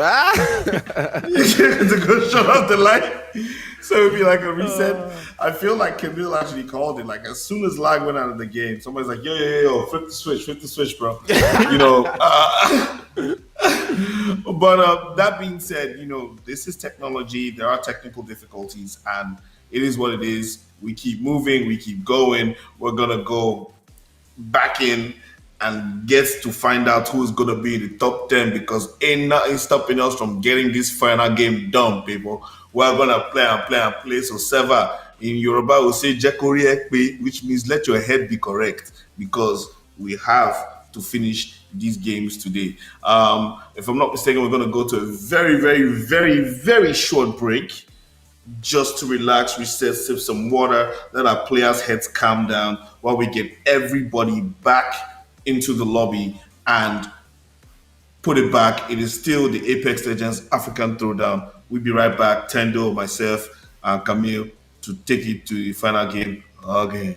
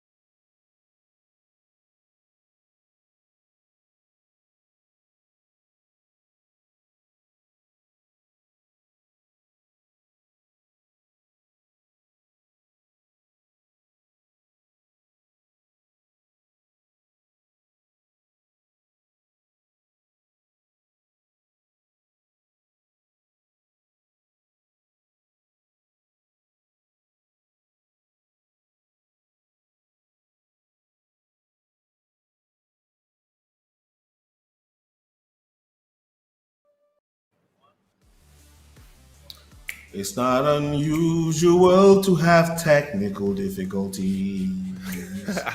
It's not unusual for sometimes the game to crash. Ba-dum-bum, but it's the Apex African Throwdown. And I can't remember how the song goes. But yes, it is the Now you're Apex just showing off, African Dr. Sid. Throwdown. You're just showing Hey, off. hey, it is. I make it do what I do, baby. Anyways, this is the Apex Legends African Throwdown. My name is Dr. Sid. I'm here with Tendo and Camille, and we are back at it. We shall not be held down. I do want to say shout out to everyone who's working on this project, all the players, and definitely you guys, the viewers at home. You've been so patient. You've been with us. But here's what's going to happen. We're going to give it one more go to get it right this evening. If the game goes as well as we wanted to, that's perfect. But if not, we're going to do the restart tomorrow at 1 o'clock Central African time. But in Nigeria, well, it's 12 o'clock for us here. Just have to shout out to my guys, you know what I'm saying? Tomorrow, we're going to move it to tomorrow. But this is going to be the last attempt to get the final game of semifinal 1 done today. And that's it. You know, technical difficulties happen. It's beyond our control. Nobody's pushing a button.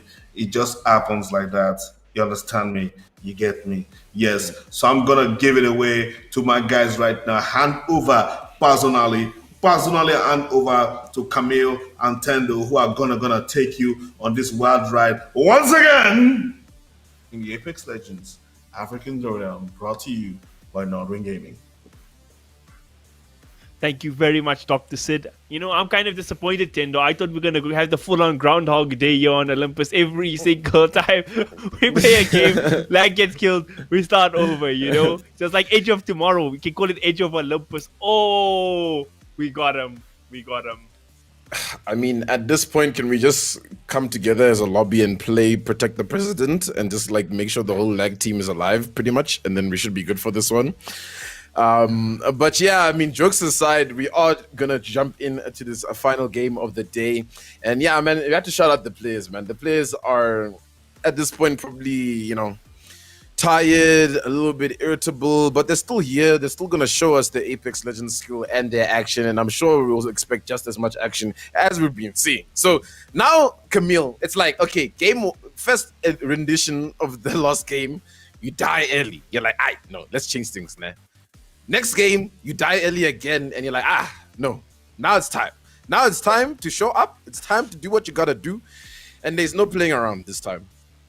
Yeah, I think it might be better for, especially the teams on the cusp of 10, you know, your teams 11, 12, 13, even like the teams who are like 8, you know, the teams who are already under pressure to perform in this lobby. Because at this point, maybe it's like, you know what, we've been here for so long.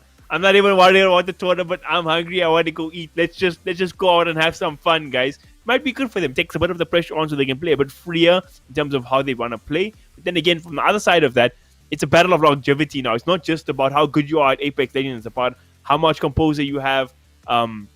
Like what level of focus do you have? Are you like? It's not obviously not fitness because it's not a real sport. It's esports, but it's still all those mental factors. Do all right, player. What level of focus that people can provide for this length of time?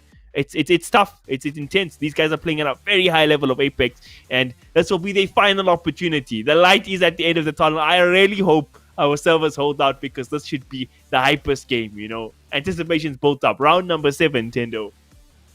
Yeah. My man said round number 7, man. Okay, man. I didn't realize we're playing a playoff final with match point at this point, and we just keep going with the games. But yeah, man, now it's time to just show up and show us what you got. And we might see a little bit of, you know, like you said, like those teams are just going to lay back and relax and just, this is a pub game. Let's play. Let's go at it and give it our best. But like, you know what? We're jumping in, hopefully for the last time today, properly, as we are with Factors Gaming. Looking at how a couple of teams are jumping off early here. They're going to the designated drop locations. And, you know, I haven't seen anybody actually go to Turbine at all, you know, as a drop spot. And I wonder why that is. I mean, look, if you look at Turbine, it's not the greatest point of interest, Camille, because, look, you have access from all access points pretty much of the map. Everybody can come in for you, you know? And usually when the zone rotates to the middle, everybody does go through Turbine. That is like, the Gladiators arena for the most part in a lot of cases. Yeah, and we're tuning into DNMK without a player. So it's Archuli and Atenchi who are going to have to do this as a duo, but we tune into a little bit of a disrespectful bout over here. DT is in a bit of a world of hurt, and it seems like Punks is the team bullying them. They need to get their bearings. They're trying to get this res off right now, but you can see it through the window. Oh no. And now it's all up to Main Goose, the Mirage player. He's just lost. He just doesn't know what to do. He's gone. And that's just Punks cleaning them up real quick here at Obutu. So Tendo, you did tell Punks at the end of round, at one of our remakes, you wanted to see them play a bit slower, get that placing to guarantee the spots. They were like, nah, we're going to go even more aggressive. They took a fight literally off spawn. So you love to see it. You love to see that aggressive tactics. They're tired of all this waiting around and things. They're ready to go. And Blind Peaker's probably playing a similar mentality as well. It's a very aggressive team. Want to see what these teams do best, and that's get kills and slay. And that is exactly what is happening. They're in trouble. They're the team getting caught. These teams. Actually, they're going to try jumping into the third party. Are they going to get this kill here? They actually bring on one of the Punk's members, so Punk's going to get knocked out here. Unfortunate for them. And you see Blind Peakers lost a member themselves, so they have to recover the banner. Crazy engagements here. They're angry, Camille. Like, it's been long. Like, they're just trying to get their points, to get their placements at this point. And yeah, I think it's unfortunate checking over their Punks. I think they just get dead bodied almost immediately. And this area just seems to be going crazy, yeah, because LTT is also involved now. It's Turbo. This jump tower play, yeah, just might be a little bit risky. They spot him out, but it seems like he'll be okay for now. Spinning around, trying to duck dive and weave some of these shots, and it's gonna get away, but unfortunately Leaf is gonna go down. So another duo team here goes down. I'm not sure if Tremble was able to make it out, but it looks like Blind Peakers is getting pushed now off that res because they obviously made a lot of noise in the area after that fight. And the third parties are looming in. Scare's already taking damage from who knows where, and Scare goes down to Tenchi. The DNMK duo are running in here, trying to clean this fight up now. So it's just Gutbuster and Aquatics that are going to be left up here to try and help, Scare get back up on his feet, hopefully. So we saw in the opening night of this African Throwdown, right? DNMK played out, really died super early in the round. And they managed to clutch it out, Clutch and Mr. Tenchi. They won the round all the way. They were the champions. So, I was making a fun out of Outreally. I was like, he had to carry his team had to carry him on the back. But now he has a chance to pull through again. He gets to show he can do it as well. So I wonder if they manage to clutch this thing out. It would be insane at like the 100th game of the day if they can win 2 versus 3. But it's going to be a rough situation. It looks like it's going to be a full-on 2-on-2 fight because they're going to be fighting up against Blind Peakers here. Who's going to come out ahead? Blind Peaker do have better resources here. Their shields are much higher up, but can they win the gun battle, Tendo? That's what's going to matter here. Yeah, and duo versus duo, it's like a game of duos at this point with how many players are down. But it does seem like Blind Peakers have been able to stabilize. They should be able to get the banner. Or Scare and tuning into Factors. They're getting a rev pushed right now, and I wouldn't be surprised if that's Elite Gaming rev pushing them because we know them for exactly that play, and that's exactly what is happening here. As Jazz Zurich manages to take out Jeezy, Logic's looking a little bit lost on where to focus right now. Jeezy's down at the bottom. Yeah, they might be able to get a res, but the Dome is unavailable as they just used it. So they're just in a tough position where they're out in the open and everybody can see them right now. And wait, whoa! Did we just blink and Blind Peakers die? Ooh, because man. It looks like they're looting up right now, doesn't it? Yeah, I saw BPS there in the kill feed and I don't see them alive still. I see now DNMK have this purple armor that they did have previously. So that just happened. I'm really surprised. It looks like Blind Peakers were in a much better position there than DNMK, but the 2v2, the gun battle, it's hard to count out the lobby favorites in those situations at the end of the day, even when they're down in resources, I suppose.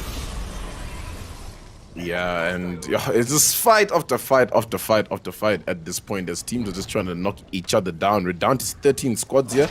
Darkest Night in a bit of a power position, yeah, able to see exactly what's happening in front of them. They have snuffed out the team that seems to be rotating back towards Hammond Labs, so it doesn't look like they're going to capitalize off that Revenant Totem push. And there is a team coming from Bonsai, though, who they have to be careful of. And we tune back to the dynamic duo of DNMK, who are making their rotate past Turbine, and they should try get out Turbine as quickly as they can. And it literally is a game of duos at this point, because even lag is down to a duo. It just seems like a couple of the players must have had a couple of plans. You know, obviously it's expected. You know, we weren't expecting to have as many crashes as we did, but hey, it is what it is. And we're gonna still continue this game though, and lag's making their rotation. They don't want to get involved in this fight. Yeah? You've often made that point about when you play duos, it's like much easier to communicate to your team play and stuff is much better. I personally enjoy playing duo Apex more than trios. And this game, I'm even happy about it. It's like a whole lobby full of duos, except Elite Gaming. But now if they win, it's going to be like, oh, they just beat duos, you know? So there's no winning for them. Because if they lose, it'll be like, oh, you guys lost the duos. And if they win, it's like, okay, but you guys just beat duos. But they do take on a full team there. Elite Gaming, they are smelling blood, they kept their focus, and a win is a win at the end of the day. Are they going to make that top spot? We are about to find out, Tendo plays. Yeah, I mean, I'd call them as my favorites just regarding the fact that they have that extra member. I mean, let's not rule out the duos that are running around here like DNMK, but I mean, yeah, I mean, as a full team, you've always got the man advantage, you know, and right now, CRC taking a couple of shots here up at Hammond. Oh, DNMK's out, by the way. I just caught that in the corner of my eye. It seems like they've been led through. So it's open now for Elite Gaming to show the elite skill and win this one out. The CRC right now engaged in a bit of a fight here, trying to throw some nades across Hammond Labs. And it now looks like lag is getting involved here at Orbital Canyon. This area has been popping off the entire day as Anai tries to jump on in, but it's just not going to be optimal for him as that dome is right there in front of them. The Spitfire shots raining fury there across the map, but it's not enough to get a knock.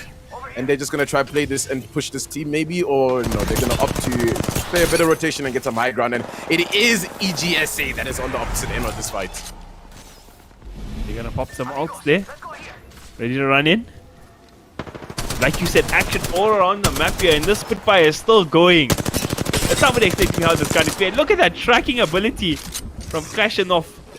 He's doing the great things there. Lager's still in it. There's almost 10 teams left here. Not that many players, but ooh, I think they're going to get caught eventually. Jazz Jurek going to bring down Hendrik there. So, looks like EGSA have found a team that was rotating here by themselves.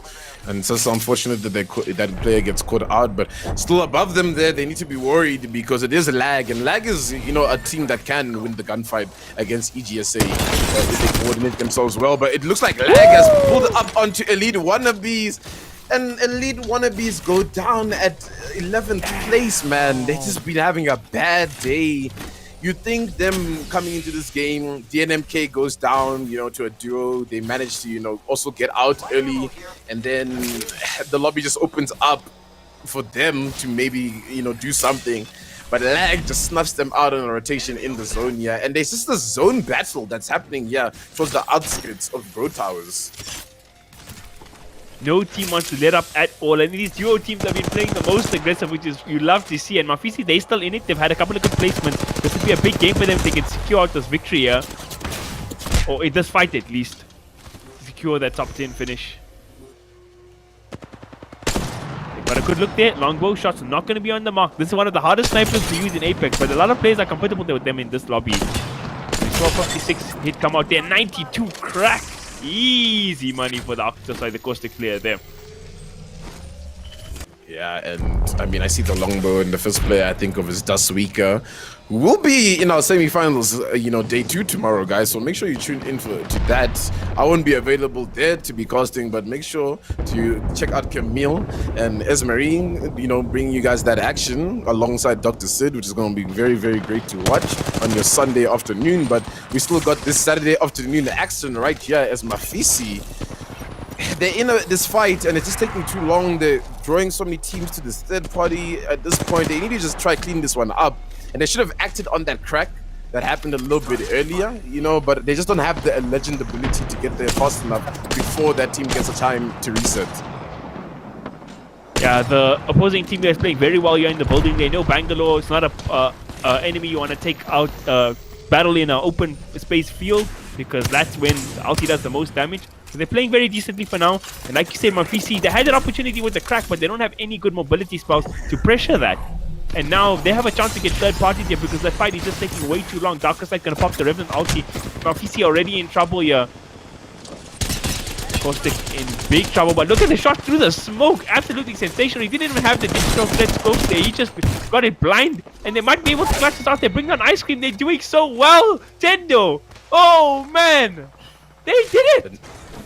This is exactly what Mafisi needs. You know, they were top 10. They need the points. They're getting the placement points as well. So they're really, you know, showing what they're made out of, and they're really showing that they're not a force to be ruled out of. Darkest Night in the fight out here on the edge of the zone.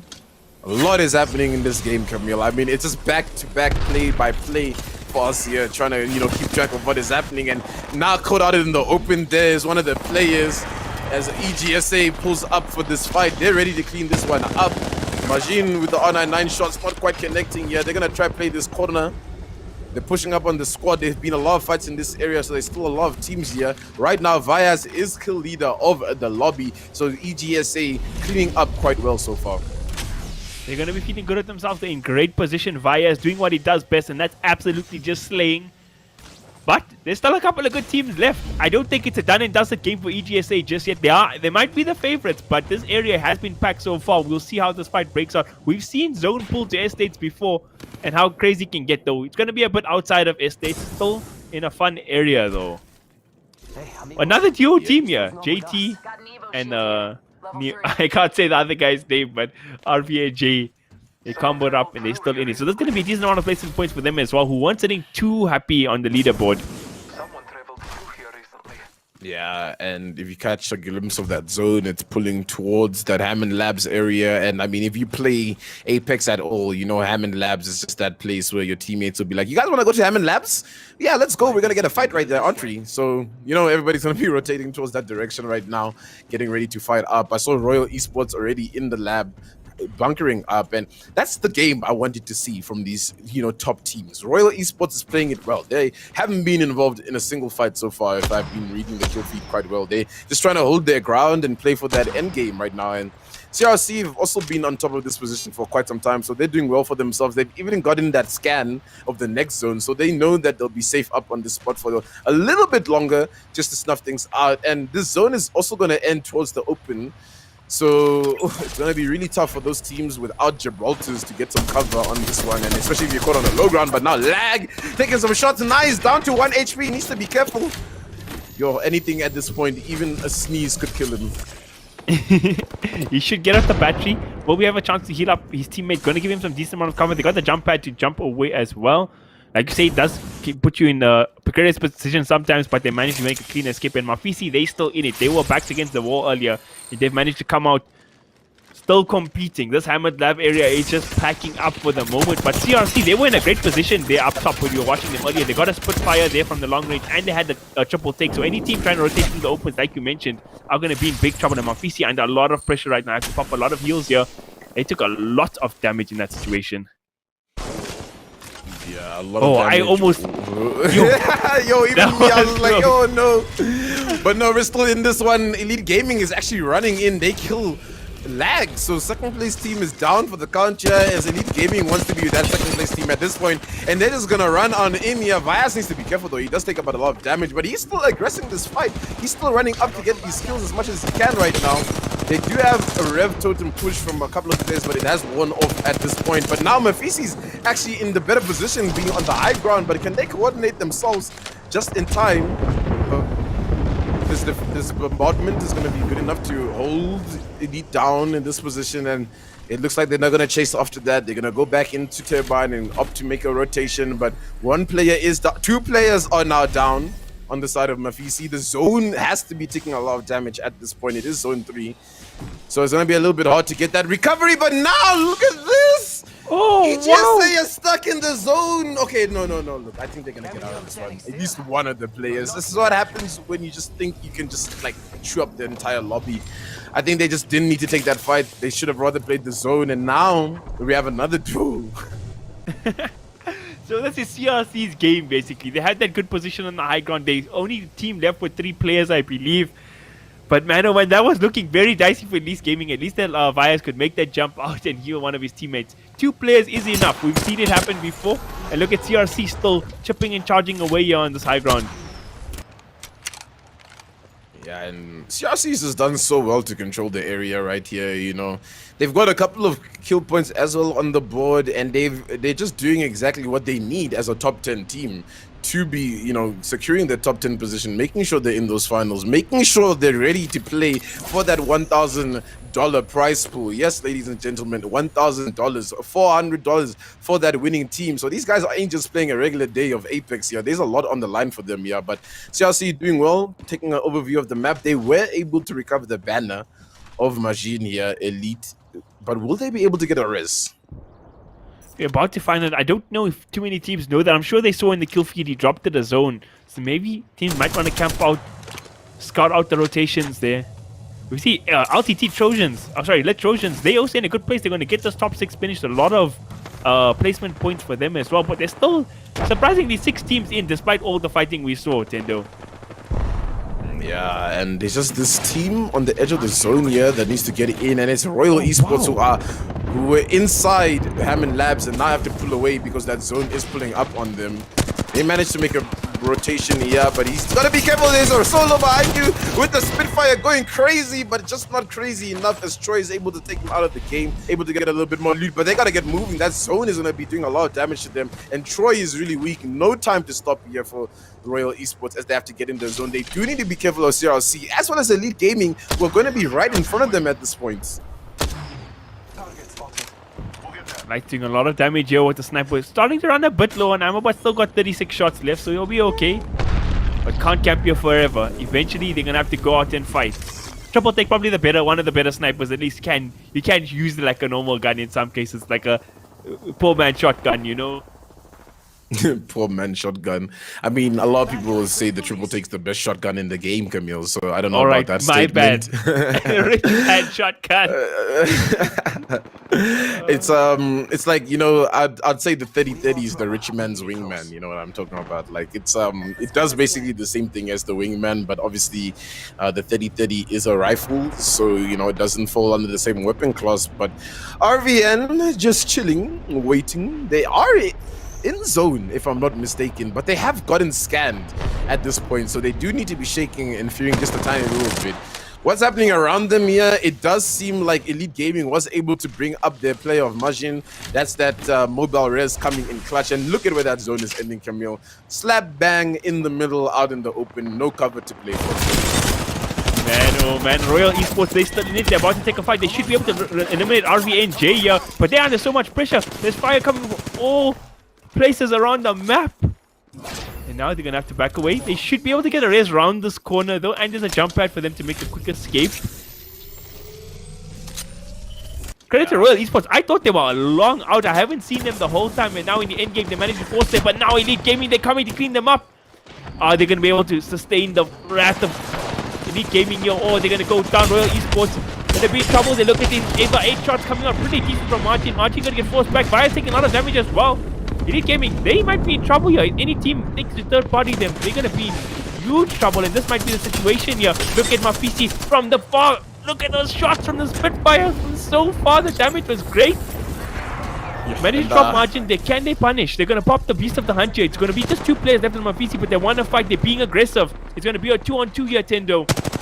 Yeah, and the unfortunate reality is Elite was chasing Mafisi, and now Mafisi is the one that's chasing Elite, but they're still up and they're still running. They've managed to get some health back, and now it's Vias who's gonna turn the corner and do so much damage, but Vias takes too much damage at that point. He goes down, but Mafisi is also going down at this point, and it's CRC now, the full man squad. One massive shot's gonna be good there. They managed to take one person out, and now it has to just be one person left on the opposite side here. No, the full team's actually going to get up of Elite Gaming. So they might be able to win this 3v3 fight here. This is so stressful right now. I can't believe it. How they are still surviving in this situation. They got like 69 party there, but they still going. Let's see if if the side of CRC can clutch it out, but these guys are so experienced. You've got to favor them in the situation, but we've seen crazier things in Apex before. Yeah, They crazy. do have the things. Jibby, no ulti available though. Yeah, and that ulti would have been so big for them. But now Nathan flying and he's standing out in the open. The dome does pop.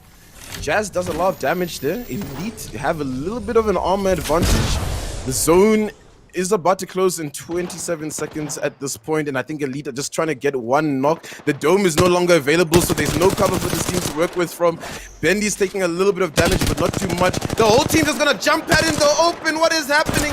They're gonna actually enter up to Vyaz, and that might be the play, but not enough because Vyaz has done so much damage to them at this point. Vyaz trying to get out and out of dodge. He's 1 HP at this point. Vyaz goes down. It's now a 2v3 actually. And we've hit the 6th ring. He's going to start closing. If CRC can jump on him fast enough, they can pressure Elite Gaming. Vyaz is still down. They're going to try to get the heal. The jump pad is available. It's going to be a crazy fight here. It's going to break out the shot from Martin. Looking good, but he doesn't get the down just yet. He's going to get sent back with the totem. I think they did get it down, so it should be a 2v2 here.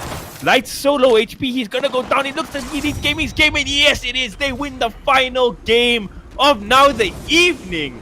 GG, well played. Whew, damn. Start to finish a Camille action back to back to back.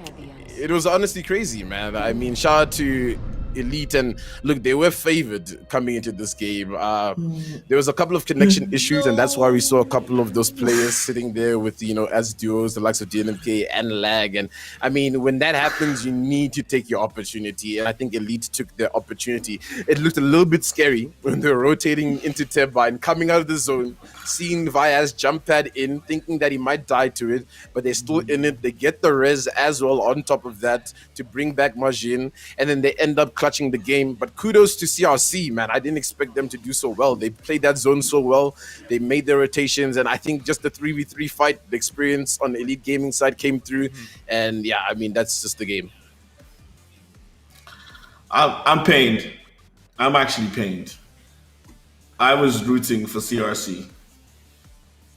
Gotta root for the underdogs, man. It was so close though, because I feel like Tendo said, if I just had a little bit more experience, they should have been able to take out Elite Gaming there. But in the end, it's a 3v3 fight. The team with the more experience would be favored. But Elite Gaming, gotta give props to them in the sense that they should have never been in a position to win that 3-on-3. They tried to push on Royal Esports. They get third-partied by Mafisi. CRC is out looming as well, and they managed to survive. 4 teams at them at the same time. They clutch out both the wins on Mafisi and Royal Esports, and then come to the third fight in the final boss battle against CRC, and they just managed to edge out as well. That is phenomenal stuff. That is a big win by EGRSA. So who do you think is going to be the MVP? Because I was really literally rooting for CRC. Like I was hoping CRC. It was close, Dr. Sid. It was so close. Oh man, that would have been so good because, like we said earlier on, we never used to see CRC, but all of a sudden they pop up everywhere, and it is Vyaz, aka John Wicked, with 8 kills, 2,668 damage done. Listen, ladies and gentlemen, we have just completed semi-finals day 1 at the Nordwind Gaming Apex Legends African Throwdown. Yo, what happened with DNMK, Tendo? I mean, look, we've been having, you know, the connection issues here and there. The servers are going down, and a couple of players were unable to make it for that final game. And I mean, look, you're running around as a duo. And yeah, sometimes you just can't take up everybody that is in front of you. And I think they just probably got caught off after a fight that they cleaned up, and they just went down. But I mean, we can't look past, you know, the performance that they did pull in today. I mean, winning 2 of the games of today. And look, it's really good to see that we didn't just have a DNMK show today. We had a little bit of Lag, we had a little bit of EGSA, you know, just to show how much competition there is right now in the African region, you know what I mean? So yeah, I think for me, a team that surprised me the most had to be like CRC, man. I mean, I think you guys can agree. They in game three, I think they survived up until top 6, and I was just like, okay, these guys are popping out of nowhere. And I mean, after a couple of replays, they come up on like in the top 2 here. That's just an amazing and phenomenal play. And Camille, like just looking at what happened in this final game, we saw a few names that we never expected, but then obviously the big boys, ESGA just came through, EGSA just coming through and dominating. Like that final fight, what were you thinking was going to happen? Because it looked like CRC had it. I didn't even think it was CRC having. I thought Mafisi's third party would have been enough to wipe out EGSA there, because the fight with Rail got a bit messy. They had great long range shots on Mafisi. They somehow survived. Then I saw CRC coming through, and I was like, "There's no way EGSA are still there." Right? I thought it was just Mafisi's game to win straight up. But all 3 players from EGSA still survived, and they managed to clutch out the fight. They beat 3 teams in that final zone there, which is really impressive. I'll be telling people, I said, when it comes to the Apex Legends African Throwdown, you never know what you're going to get, because this is a box of chocolates. This game is like a box of chocolates. You never know what you're going to get. But right now, I definitely know what we're going to get. We're going to get the standings, updated standings to see who's making it to the finals, baby. Woo! Oh my God! No, listen, Kimbo, you have to walk us through this. There are some surprise people that have snuck into the top 10, and some people expected. Just walk us through this top 10, this top 20 list, and who's making it into the finals. So firstly, heart goes out to Drip, Apex, Trojans, and Elite Wannabes. I feel like Elite Wannabes, were expecting something from them throughout these, 4 rounds or 7 rounds or whatever you want to call it, but it just never came right for them. They just never got the performance we hoped to see, and they out on the outskirts. The Trojans, they had a couple of good games, very good placements. They ratted well, but in the end, they 12. Drip, Apex, I feel, played really good in a lot of games. But at the end, they on the bubble at 11. At 10, Khans, they ratted their way through. There was one player on that team, and he managed to secure a final placement, which is mind-boggling insane. I hope him and his teammates can actually show up for the finals so he can compete, but he managed to do it. Punks, again, they were playing with 2 players. They managed to secure the top 10 finish. It was looking dicey in the last game. They went out early. Game 3, they also struggled. Game 1 and 2, they kind of dominated in a lot of senses, but they made it to the finals. Credit to them. And then you got LTT Mafisi in this final game, also phenomenal. CRC gotta be our, they the people are gonna take my hats off to in this round, because nobody expected them to do this well, and they got, as Tendo said, a 3rd place, a 4th place, and a 2nd place finish. So credit to them. They've been insane. Royal Esports as well, 5th place. That's a solid finish, really solid. High placement points and a decent amount of kills. They played good Apex today, Dr. Sid. Yeah, I mean, and looking at the standings, I'm sure you would agree that apart from maybe lag, the 1 and 2 was definitely expected. We probably thought that Royal Esports and Blind Peakers would make up 4 and 5, 3 and 4, but we have lag obviously leapfrogging with some very phenomenal gameplay today. And so what do you take? What's your take on this final standing? I mean, the makeup of 1 to 5, Dendo. Like, what would before the game? What would have been your top 5?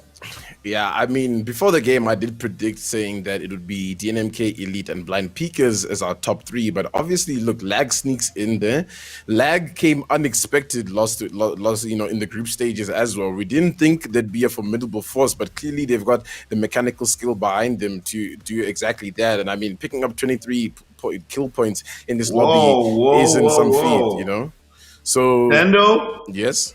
Hold up. We have just been getting a major update that affects the actual standings. The standings are going to refresh right now, and basically there's been a swap in 10th place because Drip Apex actually makes it into the top 10 and Khans fall to 11th place. They have the same number of points, but Drip Apex has more kills.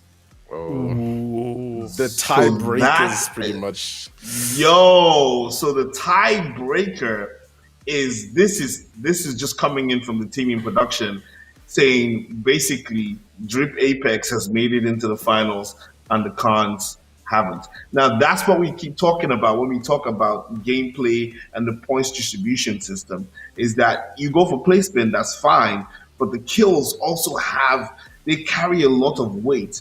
And you can see Drip Apex had put in the work to get at least 5 kills, while Khan just had the 1 kill, but better placement. But with the tied points, the hierarchy system, the tiebreakers, kills obviously, overtakes points. And Drip Apex had more kills than Cons. So we're going to have the leaderboard refresh in a second. Dendo, what do you make of that?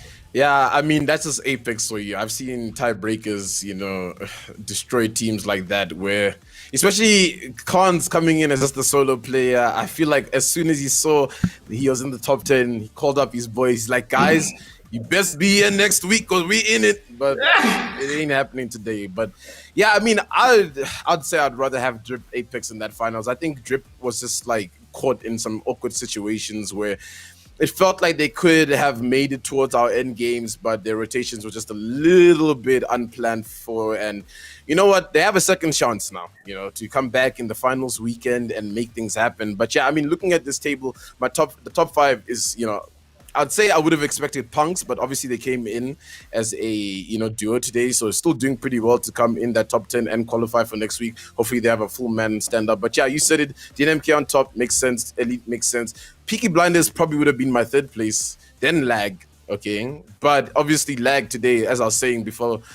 We had the update. They have got some real mechanical skill on them, and they were shooting some shots where I was just like, damn, they know what's up. They know what's happening exactly. You know what I mean?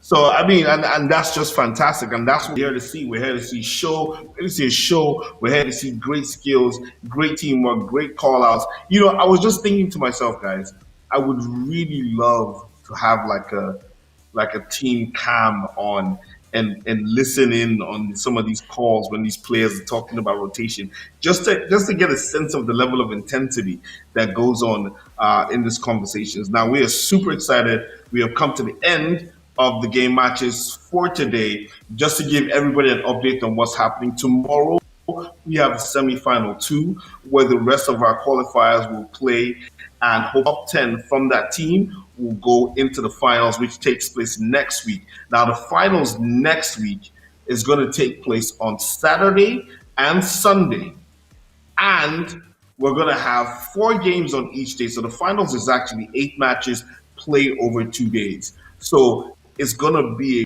a romp. The players are going to have to really go in and strategize, probably use the first day to either go in and dominate or use the first day to watch the field, plan your moves, obviously get some nice positioning for the second day. By next week, we'll find out what's going on and see how these teams and these guys get on. But it's super exciting to see. Now let's take a quick look at the schedule for tomorrow. The semifinals 2 is Kings Canyon, as we know, Olympus, Kings Canyon, and back at Olympus tomorrow. We're starting at 1 o'clock, and this is semifinals 2, so all the teams who haven't played it but qualified for the semifinals get to Throwdown. I hope those teams were watching what happened today, because listen, this was a masterclass, not only in skill, in tactics, in peer pressure, but also a test of the mental fortitude of our teams that played today. Big shout out to all our teams. Big shout out to all the guys who qualified in the top 10 spots. If you didn't make it, don't worry. There's more Apex Legends coming through from Nodwing Gaming throughout the year and in the nearest future. So there'll be more chance for you to compete for that amazing prize pool. It might be bigger next time. You never know. But ladies and gentlemen, my name is Dr. Sid, and I have been here with these 2 amazing guys who have held it down through thick and thin, sick and sin, as we have gone through replays, we have gone through rises, we have gone through falls, we have seen master classes, we have seen ratitude. You know what I mean? We should call that a word, ratitude, of people camping out and getting to the final top 10 and making great placement. This has just been an amazing spectacle of Apex Legends in Africa. I want to give a big shout out to these 2 guys, Kimil and Thendo, who have done an amazing job.